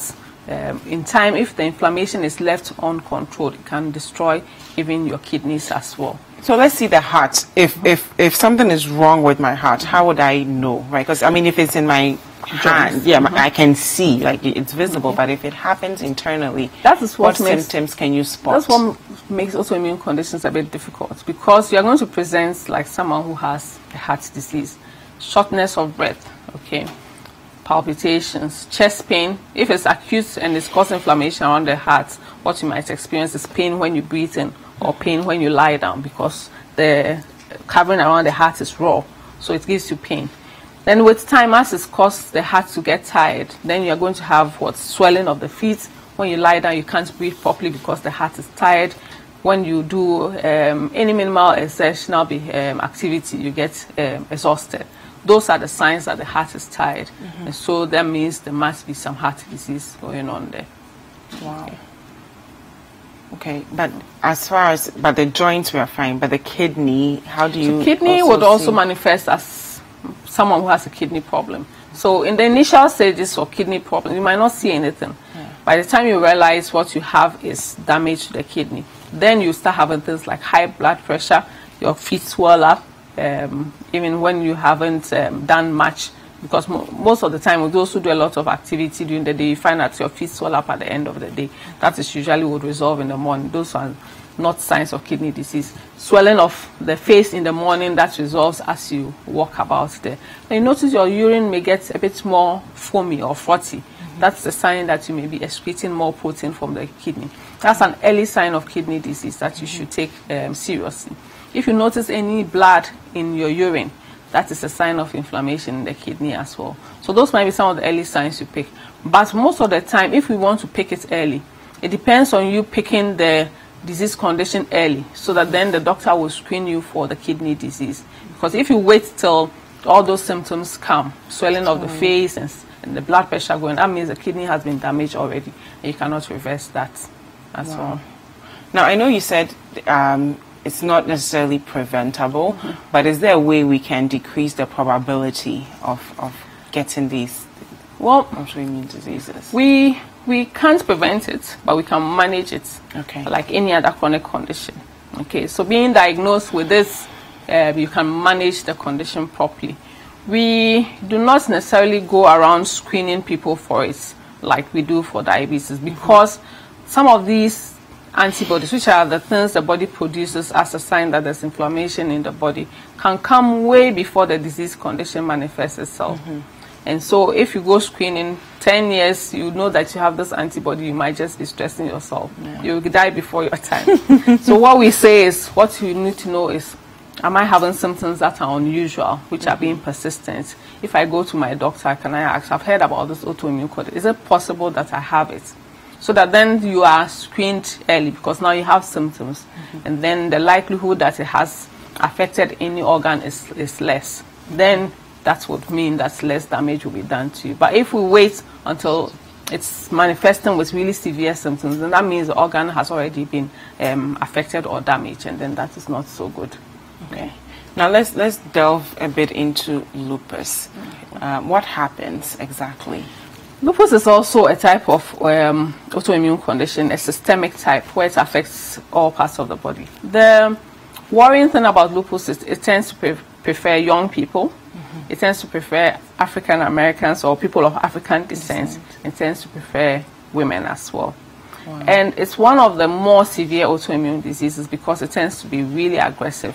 And unfortunately for us as Africans, the reason why we should be worried about lupus is when we get it, we tend to get the more aggressive form, which affects the kidney or the brain, unlike white or Caucasian people where it may be just the skin and the joints that may be manifesting. So we may not necessarily get the rash that we saw, but internally it's causing a lot of damage. And it's one of the autoimmune conditions that is more common or prevalent. So we need to be really aware about it. And it manifests just like all the other conditions we've talked about. Joint pains, the skin rashes, the hair loss, a peculiar rash. When you go out in the sun, you may feel more tired or get a rash that breaks out when you're in the sun. You may come out with sores in your mouth, but the other features will depend on the organ that is being affected, whether the heart, the lungs, or the kidney. Those will manifest with their individual signs there. So I know people who are, should I say, survivors of lupus, so they are going through it and they've lost a lot of weight. They are, you just see sometimes they are tired. But I look at someone like Seal, and I don't see, I mean, he's been alive forever, and it's a good thing, but I don't know, is it something he's doing that they are not, or what we can learn from it? This is one of the things that we want to raise a lot of awareness about. I mean, lupus in particular, when you mention it, people always say, oh, I know somebody who died with lupus. But there are lots of people who are surviving and living well with lupus that you don't see. Actually, a lot of this autoimmune condition, we call them invisible diseases, because outwardly you see the person is looking so nice and fabulous. I mean, if you saw Tony Braxton, you wouldn't think she's sick, has right? anything, or even Nick Cannon. His kidney is giving him problems there.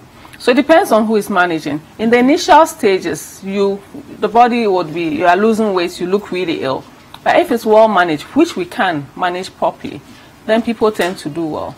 We want to change that discourse that, oh, if you hear lupus or any autoimmune condition, that means that it's a life sentence. It is not. If you look at data from the 80s, the 90s, when people were diagnosed with lupus, the chances of you dying within 5 years was 95%. 95% of people will die. But currently, with proper management, 95% of people will live a normal life if you are being managed properly. And the management includes making sure that your immune system, well, remember what is happening is the immune system is attacking itself, it's over-functioning. And we want to calm it down, dampen its activity. And there are drugs that which are available that we can use to do that. And so long as you remember that it's just a chronic condition like any other disease entity, like diabetes or hypertension. If they told you had diabetes right now, you will take your medication. But a lot of people, somehow, when they hear an autoimmune condition, they expect that should go away within a few days or a few months once I've taken. But it's a chronic condition. Your immune system is not going to change. You need to continue to keep it calm. And once you continue and make sure that you are doing that, you are likely to live a normal life. Now, do we have enough resources to help people who are battling with an autoimmune disease in Ghana? Unfortunately not. Diagnosis is expensive. We need to measure certain things that we call antibodies. As at this point in time, most of those labs get sent to South Africa or Germany, depending on the lab that is doing it. And it can cost between 1,000 and 2,000 cedis, depending on which organ is affecting and which investigations you are doing. So that can be a bit costly. So we have patients who come and you think that's the diagnosis, you ask them to go and do the test and they don't come back again because they can't afford to do the test. And you need to prove that this is indeed the diagnosis, so that because the drugs that you are going to use are not, like should I say, ordinary drugs. So you need to be definite about what you are doing. When it comes to the treatment as well, unfortunately, as at last year, most of the drugs that we used to treat these conditions were not on the NHIS. So most patients will have to buy some of these drugs, and that makes it a bit expensive. But the drugs are available. Some are more costly than some. On average, depending on which disease entity it is, which organ is affected, the cost can be anything between 300 Ghana cedis to 1,000 or 2,000 Ghana cedis a month for treatment of the disease there. In some severe cases, depending on some drugs, some of the drugs can even cost like 28,000 Ghana cedis. Wow. But it all depends on what is affected. So yes, the resources are difficult, but even with that, we can tell you a lot of success stories of people who are living really well with this condition since we started autoimmune or rheumatology clinics. You mentioned that we're Try Ghana. So Try is a foundation that we started basically to help with patients with some of these challenges there. So we try to help with the diagnosis, with management in emergency situations where the emergency treatment can make the difference between life and death. Within a few days, if you do not have that emergency treatment, you may end up with organ damage. Tries to step in to make sure that it's able to do that for patients, so that once they are sorted out, with time they can go and continue taking or catering for themselves after that period is sorted out. Okay. What inspired you to start it? I mean, of course, we know the problems, but not many people would have, it's easy for us to talk about the problems. What inspired you to start? Well, basically, was born out of the need, first of all, to make people aware about these conditions. If you do not know about it, telling patients that, oh, this is the diagnosis, you need treatment, it was difficult. Most of them would tell you, oh, doc, this one is spiritual. And they'll end up at the spiritual camp. By the time they come back, the organ is damaged. So the only way to make the work easier was to step out and make sure that we raise awareness about it. That is more common than we think.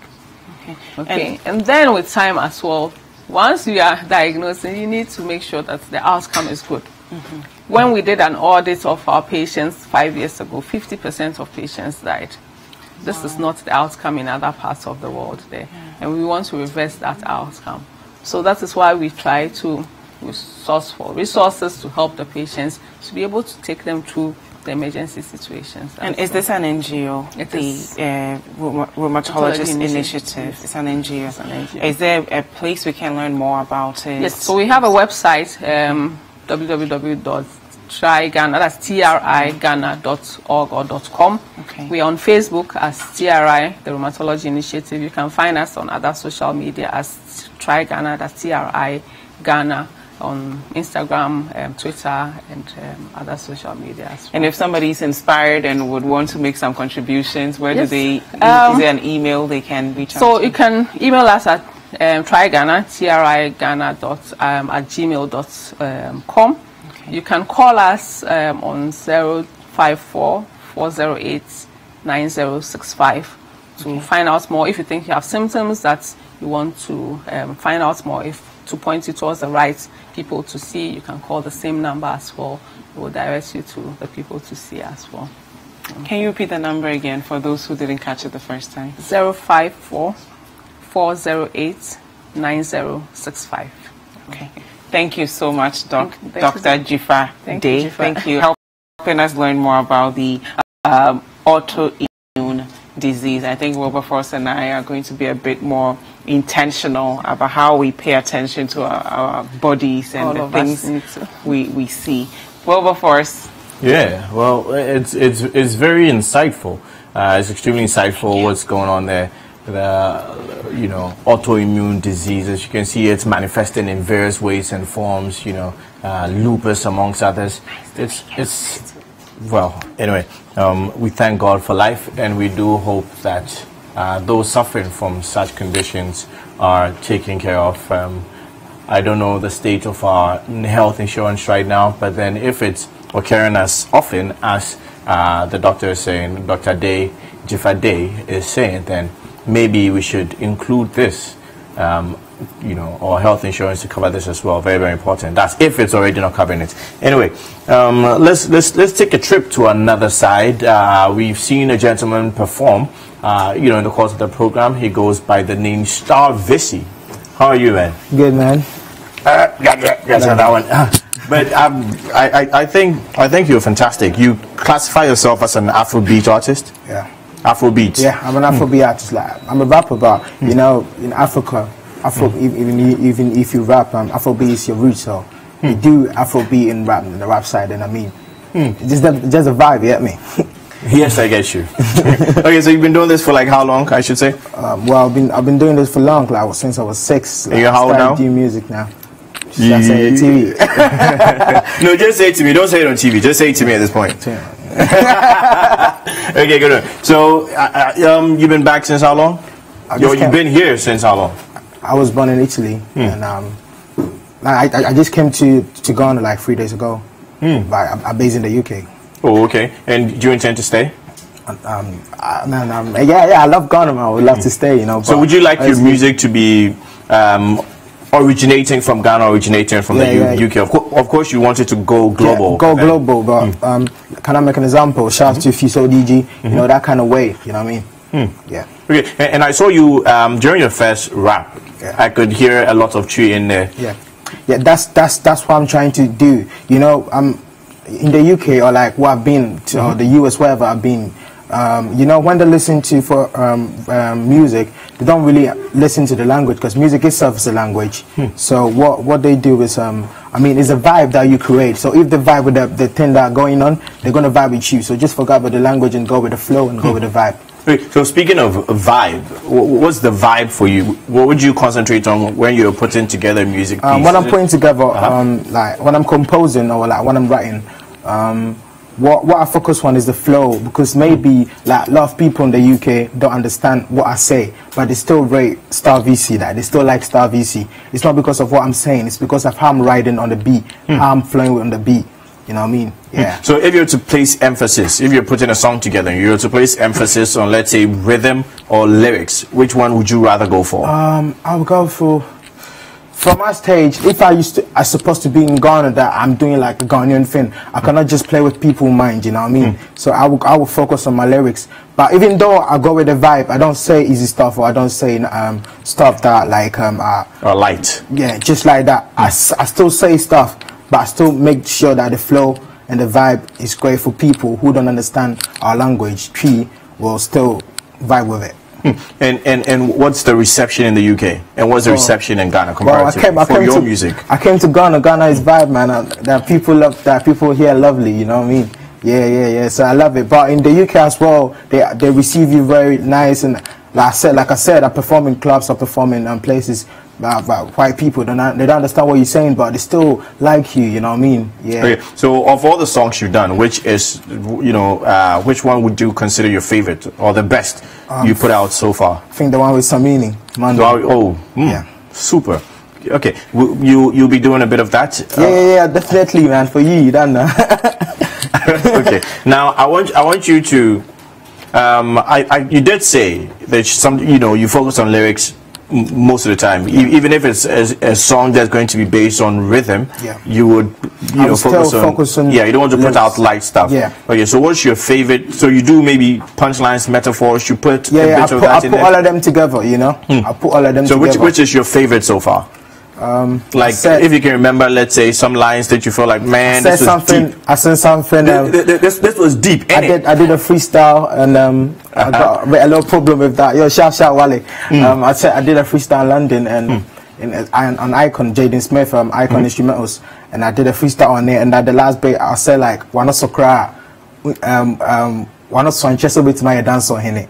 So yeah, I said that, and man, I came Ghana, man. People, some of the people who saw, because like it went viral, the freestyle went viral. Some of the people that saw it, I mean, they were like, "Yo, you trying to shout Shawale?" And I said, "Nah, about big old smile at Shawale." You don't know. So who was that line for then? Well, it's something that if you hear yourself, what are you gonna think like? So it's the music, like it's a vibe.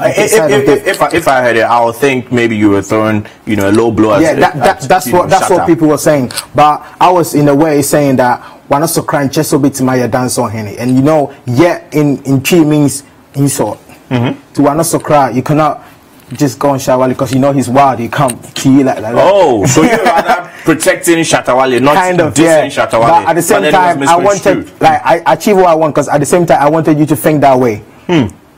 Interesting. I think that's a fantastic line. And considering the fact that maybe Shatta Wale and Samini may not be the best of friends in the industry, and you have a song with Samini, so then it would make it seem as if, I did this freestyle way before Samini was coming through the scene, you know what I mean?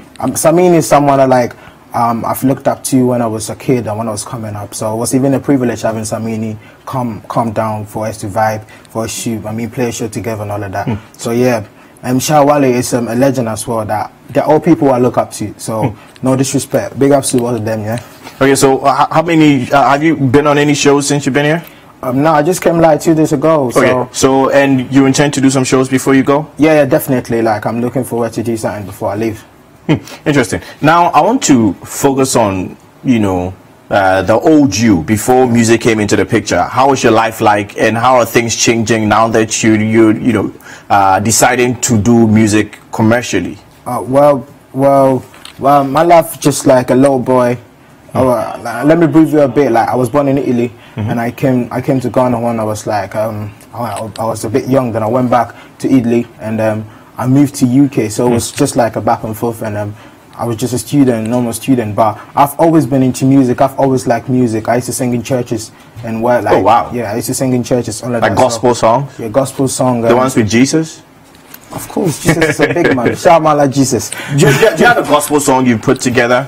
Yeah, I had something like even on Mandem, there was something that was reflecting to God, cause like I remember where life, where we came from. Because even in this song, the one you performed, I could hear a bit of Jesus in it. Yeah, so like even on Mandem, I said something like, "Shout some for that up in heaven. Now boys see we they come blessings. Then times now we they get nothing. Now we the rule like Jerry John Rawlings. Hey, now boys room up. Now it's Nanado. It's not Jerry John Rawlings.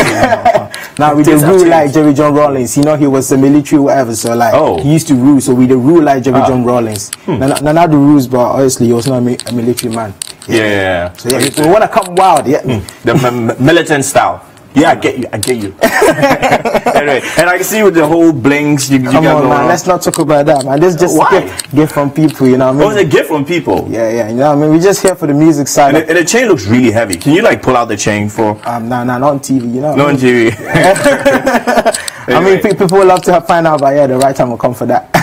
Super. Now, beyond Sam, you have a collaboration with Samini, and who else do you intend to have a collaboration with? Yeah, I'm second tune for My Life Fuse. Yeah, I'm knocking on his door, so I hope something comes out. And yeah, obviously there's some underground collaboration that I'm doing with some of the big names, some of the new guys, big boys, but I would love to. I don't like to say stuff now until the right time comes. Okay, and beefing in the industry. I mean, you do. You were just like whenever like beefing in the industry. Any particular reason why? Well, beefing is a healthy thing, Make the industry grow up. It makes the industry be more entertaining. I mean, when you walk on the street, you hear people talking about, for example, this artist and artist B. So it makes it interesting. But I think from my side, that's not something I'm looking at. I'm looking at getting global. Recognition. You know what I mean? I just got nominated for Afrobeat Artist of the Year in the UK for Ghana Music Award. So that's something I appreciate. So beefing is not something like I'll be heading towards. But it might come in the way on your journey. But when you come in the way and you think it's alright for you, you just go for it. But it's not something you should plan and say I'm gonna beef up. You know what I mean? Yeah. Your brother, or he says it's your brother, he spoke to me about you, and he was going on and on about how really good you are and everything, and I think it was not like overhyped, I think he was right. I appreciate that. Yeah, I think you're really good. Now, about moving forward in life, you have a religious background, I can tell, and you still hold that strongly. Do you think there should be a dichotomy or a sort of separation between being religious and doing secular music? Well, this is not about religion thing, you know what I mean? Because like doing secular music, I sometimes even feel God listening to some of the songs we do, you know what I mean? I don't know, shout man like God, but shout to man like God. Yeah. Because I feel like God, man. Because now, this is the world, this is where we are, you know what I mean? I understand, and when you come to Ghana, it's a whole different vibe. But yeah, the songs we do doesn't mean that you cannot go to church or wherever. I believe in God, and I still do what I do. I think God blessed me with the talent, so yeah. Okay, interesting. Now, I would like to get a sense of your performance. Definitely. So I'll take your final comments, and I want you to do the song. I want to have enough time for you to do another song before you go. Yes, we also appreciate you being here. So I want you to give your final message to the millions of Ghanaians watching you right now. Something you want to say to them, and to the young up and coming artists who want to be like you. Who want to be like me? Yeah, we all going together. Don't be like me, be like yourself. And keep soaring. Keep doing whatever you're doing. When the right time comes, the ways will be opening for you. And yeah, big ups to everyone supporting Star VC. I see comment. I see, Tweet, and all the people voting for me as well. I appreciate that. Big ups to Mala Samini, big ups to Gaddafi, big ups to everyone, and big ups to everyone watching now. Thank you, City TV. I appreciate it. Thank you, my man. It's City TV. City Here we TV. prefer the T. Yeah, TV. No, City, not City TV. Something in Ghana, and make a tune, so City TV. Okay, fantastic. Thank you very much for joining us on Breakfast Daily. We do indeed wish you all the best. But speaking of voting, how can a person vote for you? If you go on Ghana Music Award, gma.uk.co.uk,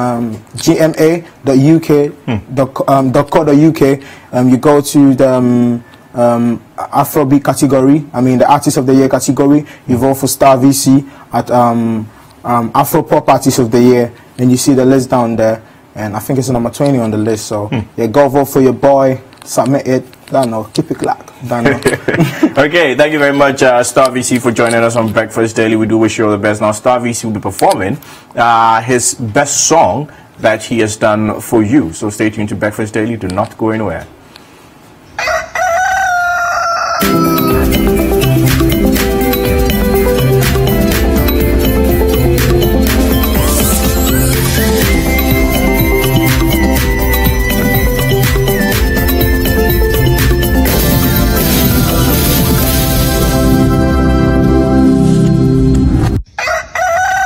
I know about that photo, saying tempted who I go talk to, yeah. This is Kwesiata, and you're watching Breakfast Daily, ground up to the top, boy.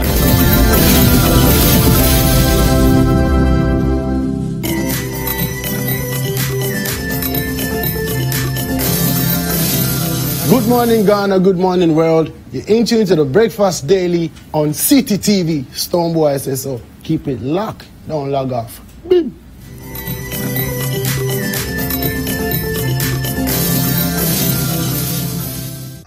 They say, why you they love them like this? Oh, I don't know. Hi, everyone. It's Miss V. Make sure you keep watching Breakfast Daily on City TV. Don't go anywhere. Tiptoe. Swag.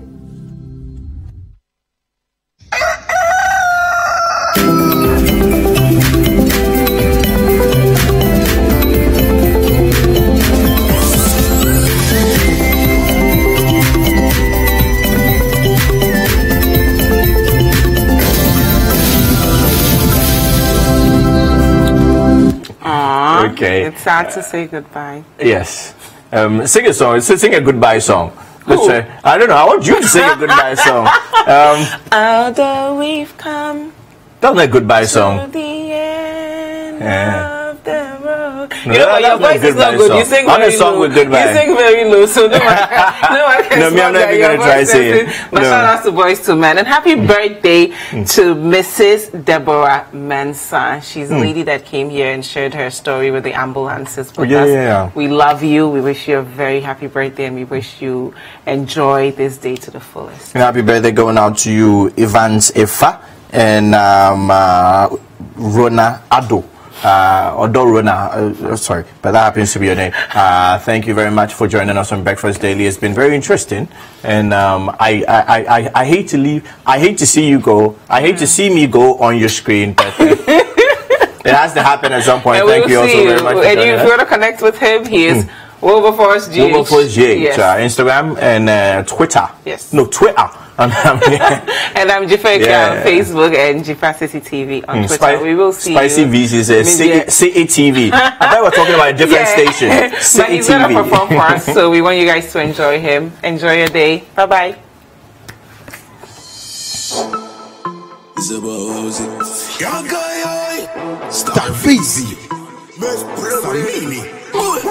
Shouts my fed up in heaven. Now boys see we they come blessings. 10 times now we they get nothing. Now we they rule like Jerry John Rollins. Now boys room up be landing. After mail I return up in the visa. One God, thanks for your blessing. Boys you go make come just keep on working. Who got the rule them again? Who go blow that door? Who go play that shows? Who go play so high? Who got the rule them again? Who go blow that door? Who go play that shows? Who go there so high? So messy shots me fed up in heaven. Now boys see we they come blessings. 10 times now we they get nothing. Now we the rule like Jerry John Rollins. Get through with them and them. Hot man a hot for the girl them. Who no like fire burn them. If a party, you know, say we want them. Step through with them and them. Hot man out for the girl them. Who no like fire burn them. If a party, we know, say we want them. Sika manager, Madoso, na me plenty the Sika. The Sika, warana me plenty the Sika. Yes, see Chroma. Ye nye dede. Ye di Sika. Ye nye sete. Ye see Chroma. Ye nye dede. Ye di Sika. Ye nye sete. Man them. Who go blow that door. Man them. Who go play that shows. Man them. Who go play so fly. Man them. Who go the road on my gas. Who go blow that door. Who go play that shows. And who go there so high. I be bada. I go higher. Hey. I be shatter. You know dada. Jolly holla. I be sugar dada. Hey. I be your father. Call me Don dada. Money for a package they don't know. Anytime we dey step with the Rambo them do. I say where we dey come from. Mighty strong with the fire like Rambo.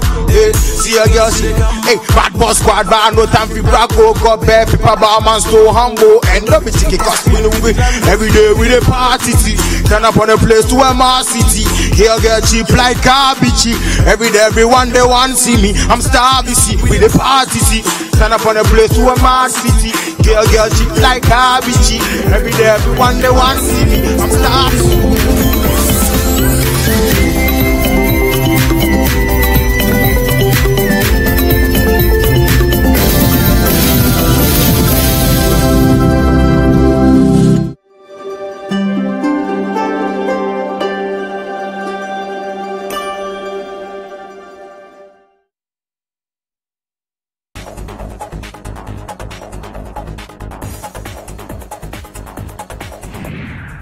South Sudan's opposition leader Riek Machar change course and sign a power-sharing peace deal. A nation free of corruption and tribalism. Kenyan President Uhuru Kenyatta talks leadership and his legacy. And Africa after Brexit. How British Prime Minister Theresa May plans to boost investment on the continent after Britain leaves the European Union. Africa 54 starts right now.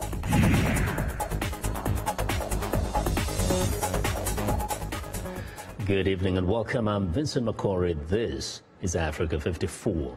South Sudanese opposition leader Riek Machar has apparently had a change of heart. A Sudanese negotiator says Machar has decided to reverse course and sign the latest draft of a revitalized peace deal to end the country's devastating 5-year-old civil war. Machar had signed the initial draft of a power-sharing deal earlier this month with South Sudanese President Salva Kiir, but refused to sign a revised version this week due to questions over the number of states and their boundaries. But Machar apparently changed his mind and is expected to sign the accord on Thursday after intense discussions with Sudanese negotiators. The new pact will see Machar return from exile in South Africa as the first of the five vice presidents under a transitional government of national unity. The power struggle between President Kiir and Machar, his former deputy, resulted in tens of thousands of South Sudanese being killed after failed peace agreements and millions fleeing their homes. The U.S. military says its forces conducted an airstrike in coordination with Somalia's army that killed 3 al-Shabaab fighters on Wednesday. U.S. Africa Command says no civilians were injured or killed in this airstrike, which occurred approximately 40 kilometers southwest of Mogadishu. Now, across the border, 5 Kenyan soldiers were killed on Wednesday and 10 were wounded when their car ran over a homemade bomb north of the country. A statement from the Kenya Defense Forces did not say who it believed was responsible for the attack, although it referenced lurking terror elements in the region. Africa 54's Esther Githuyu joins me now with more on our interview with Kenyan President Uhuru Kenyatta. Esther. Vincent, one of the most devastating attacks from al-Shabaab militants occurred in September 2013 when they attacked the Westgate Mall, killing 71 people and wounding 200 others. Kenyan security officials say the terrorist group is currently using the Boni Forest that cuts across the Kenya-Somalia border as a hideout and base for attacks. In this third and final part of my interview with Kenyan President Uhuru Kenyatta, it's clear the militants still pose a security threat to the entire East Africa region. Mr. President, with regards to Somalia, you had to deal with Al-Shabaab militants having attacked Kenya, decimating people, creating a lot of chaos. And there have been some calls within your Kenyan legislators asking that you pull out of Somalia. Is that something that is likely to happen? How is the war against terrorism going on? Well, like I said, this is even some of the issues that we will be discussing with our American counterparts. We all are hopeful that we shall all be able to pull out of Somalia in the shortest possible time.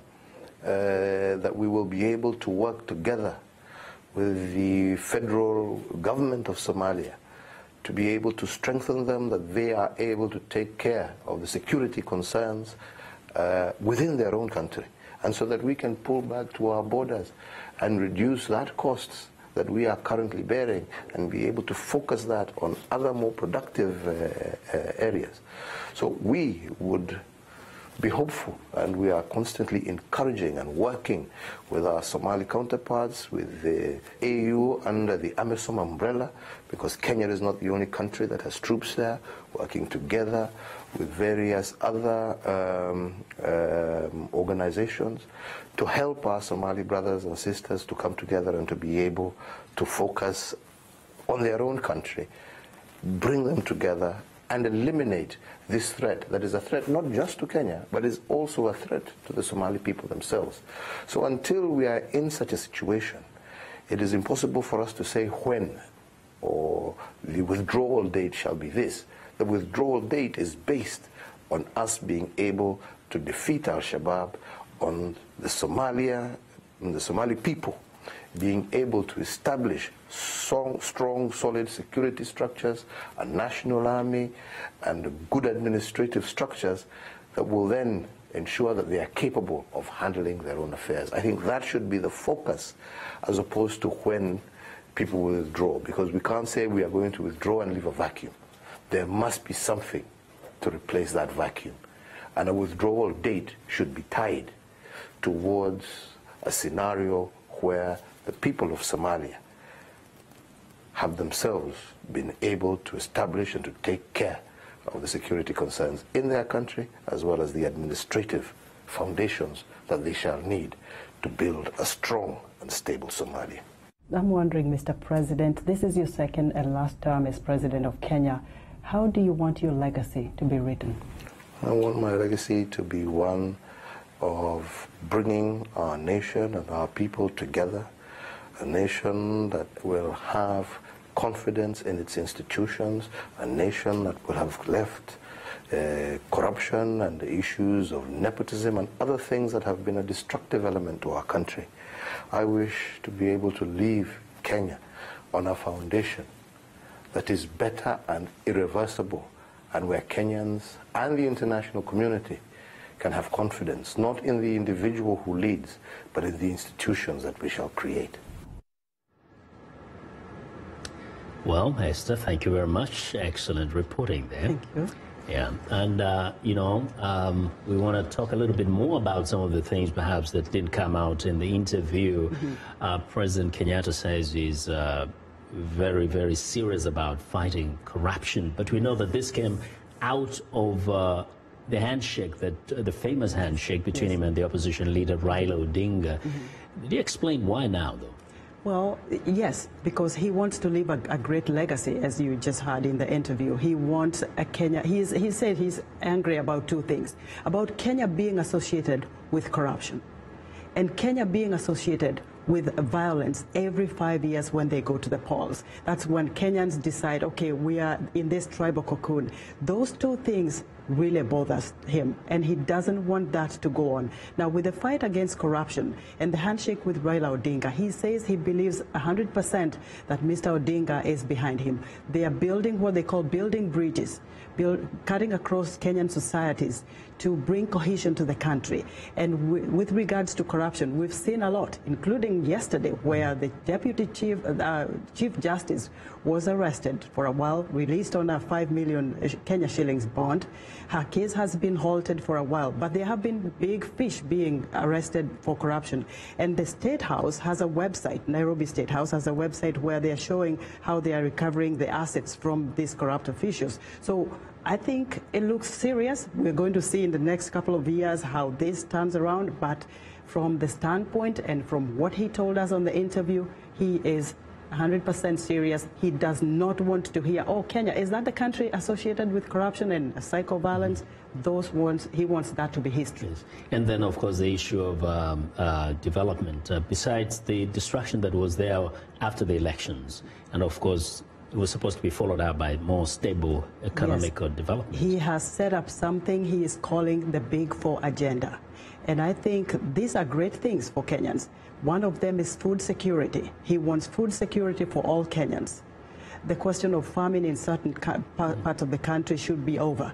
So he has set up another agenda, which includes universal health care for Kenyans, as well as manufacturing. He expects that if there's manufacturing, a lot of people will be able to get jobs and put food on the table.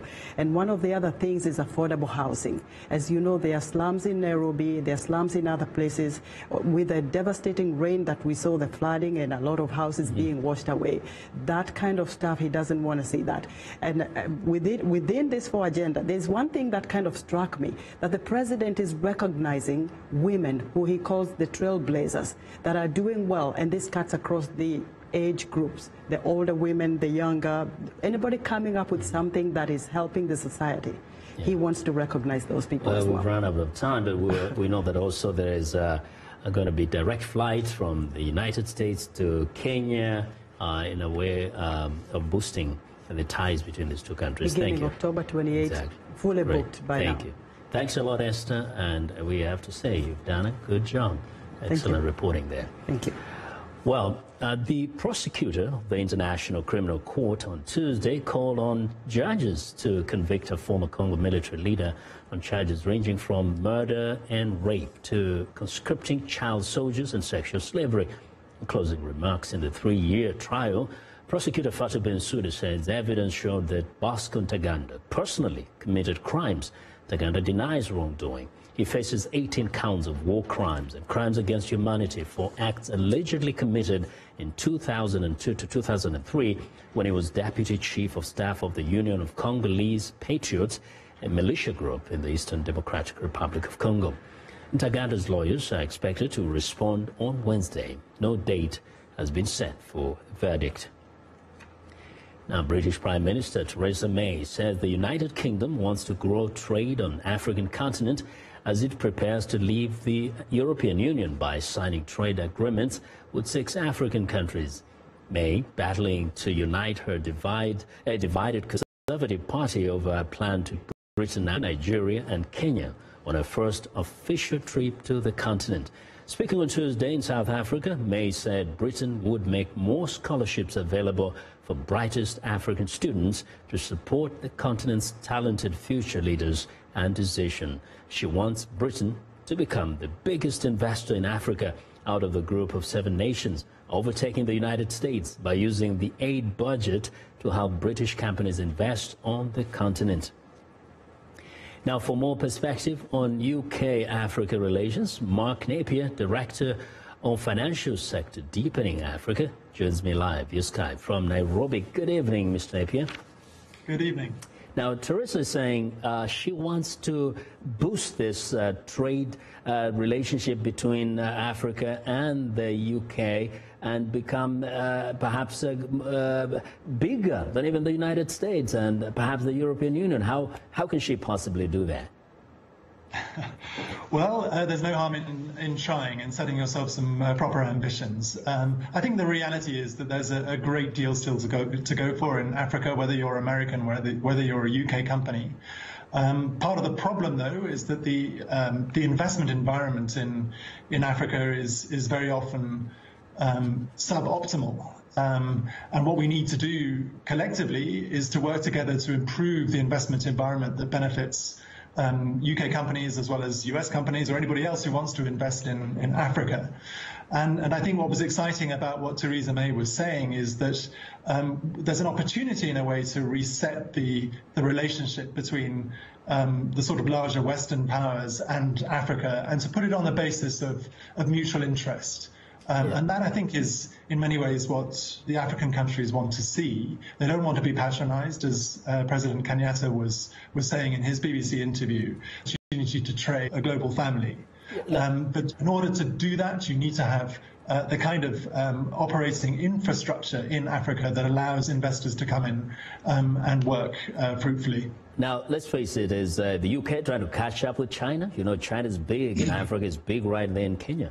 What's going on? Well, not catch up. I think we obviously do things very, very differently. I mean, we don't have the sort of funds that the Chinese government would put to work here. What we do have, though, is an enormous hinterland of financial sector experience, and we can bring that to bear. And my world is about financial sector development to take place. So the vision that I think the Prime Minister was really trying to communicate is to say it's not for governments to step in and provide money. And in reality, that's so not going to happen in the future with governments in many parts of the world, having many other sort of priorities which they need to address. Mm-hmm. It's much cleverer to use the sort of technical expertise that we have, with a little bit of capital for sure, but to use the technical expertise that we have to crowd in the private sector, which has far more funding at its disposal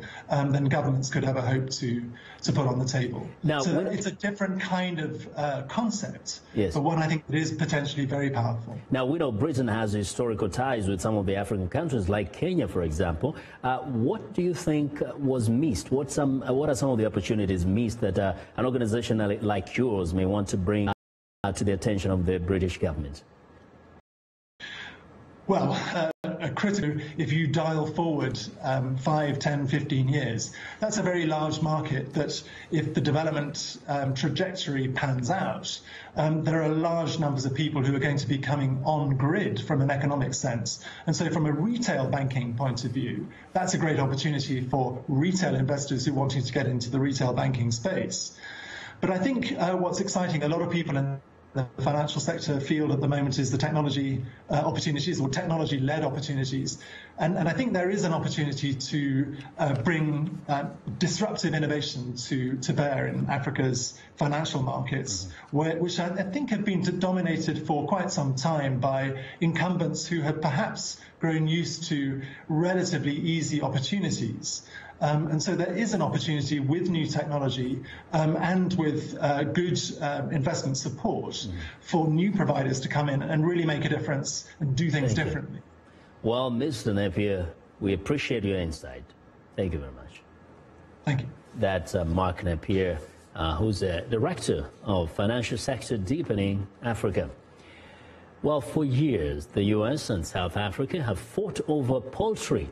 Washington has kept South African poultry out on health and sanitation grounds, while Pretoria accuses U.S. farmers of dumping chicken at below-cost prices and has imposed tariffs.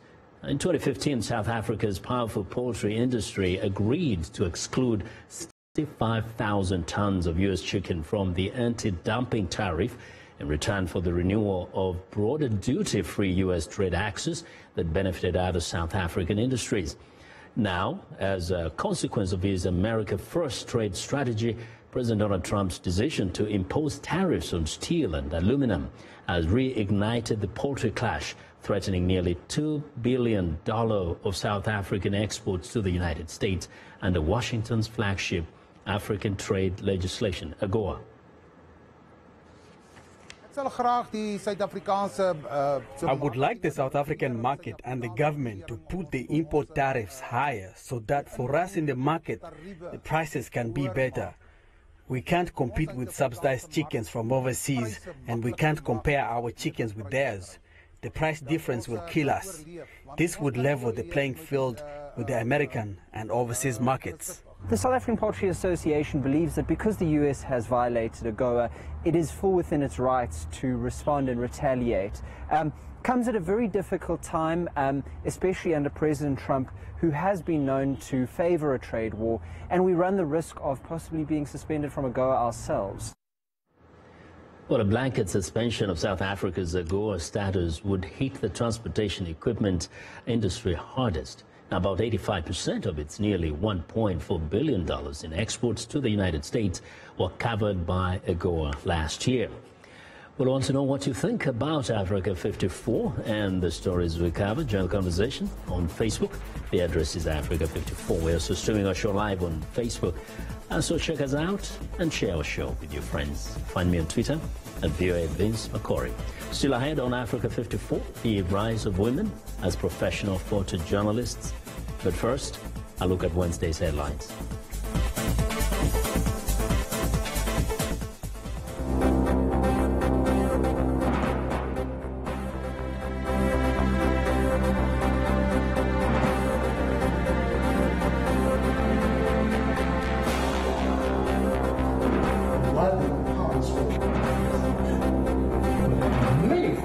Take some photos and you take your time.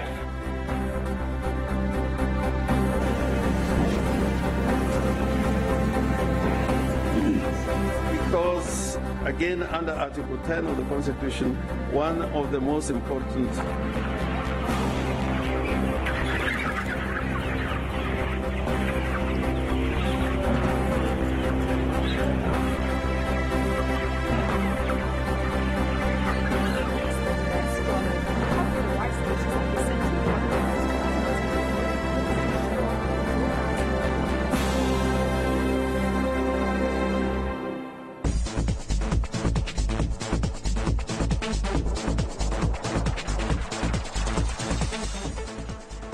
Well, memorial services honoring the late U.S. Senator John McCain begin Wednesday in Arizona, the western state he represented in Congress for more than 30 years.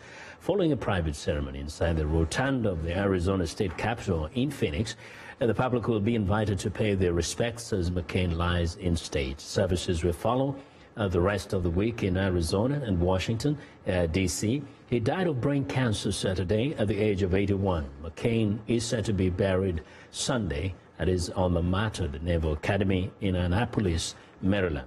Excuse me. Now, in the violence-racked Indian-administered state of Kashmir, photojournalists have been capturing the daily lives of people and telling their stories to the outside world for many years. But the work is not without its dangers. 18 journalists and media personnel have been killed covering the 3-decade-old armed conflict in the disputed Himalayan region. Now, the industry is predominantly staffed by men, but that's changing. In recent years, women have stepped up as working photojournalists. VOA's Yusuf Jamil spoke to some of the women who are challenging long-held societal norms and filed this report, narrated by Bizan Hamdad. Being a journalist in a conflict zone is not an easy job. It's even more difficult if you happen to be a woman. The news media in South Asia, and especially in Indian-administered Kashmir, has traditionally been staffed by men. But a few brave women, including Sana Irshad, are changing the game. So many things happen in Kashmir. It has a history of violence, and when you think of it, we're living it every day. So nothing is left untouched when it comes to suffering. Kashmir itself is an inspiration to me that I can do something for myself and the people here. And the best medium that I found to achieve this is photography. But the job comes with significant risks. 18 journalists have been killed in the region since 1989 while covering different events. But Irshad believes that despite the dangers, women can do the work as well as their male colleagues. When I go out on a shoot, I never think that I'm a girl. When I go out, I'm a professional. I go with the mindset that gender doesn't matter. The only thing that matters is my profession. I've never prioritized my gender over my profession. I have never prioritized it over my profession. Photojournalist Masrat Zahra agrees. She says with the right support, no amount of societal pressure can hold women back from pursuing their passion. Girls can make progress in any field, but need their parents' support for it. As long as your parents are supporting you, the society will never be able to stop you. Nothing can instill fear in you. Zara and Irshad are graduates of Kashmir University's journalism program. Both believe that despite the obstacles they face, women around the world are working hard to collectively break the social boundaries created by a male-dominated society. It's a message that a woman can do wonders. For Yusuf Jamil in Srinagar, this is Bejan Hamdar, VOA News.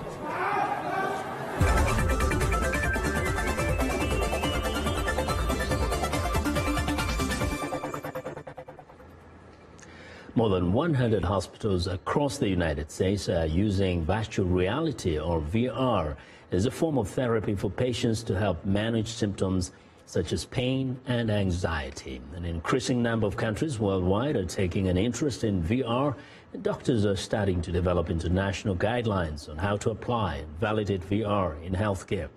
VOA's Elizabeth Lee reports from Los Angeles. Amanda Green lives with pain. If I don't have nerve pain, I might have joint pain. If I'm not having joint pain, I might have headaches. The unrelenting pain is a symptom of lupus, an autoimmune disease where a patient's own immune system attacks the body. She participated in a study to see how VR can help with pain. It worked. It works for me. VR creates a distraction for her pain, and the content teaches her breathing techniques that also helps. If it helps with the pain or not. Brennan Spiegel, a gastroenterologist at Cedars-Sinai, says VR is more than just distraction. Whoa. He heads the hospital's virtual reality program. Abdominal pain, discomfort, GI symptoms in some cases are related to mental state. The brain and the gut are constantly communicating. Something like virtual reality actually can intercede in the brain-gut axis and sort of rewire neural circuitry in a way that helps to reduce abdominal pain. Virtual reality can reduce pain, can reduce blood pressure, and now we're looking to see can it do really important things like reduce the need for opioids. But could VR also be addictive? We have not seen abuse amongst our patients who are using it for therapeutic purposes. Spiegel is now taking virtual reality outside the hospital to partner clinics such as Attune Health, where many of the patients suffer from joint pain. We're not just using it as a distraction method, but we are trying to train our patients in deep breathing and biofeedback. The company Applied VR is developing content to have a VR pharmacy. You need a wide variety of content because you have a wide variety of people in healthcare. You have from infancy to geriatrics. The aim is for patients to learn in virtual reality how to use their minds to manage pain and reproduce these skills in the real world. Elizabeth Lee, VOA News, Los Angeles.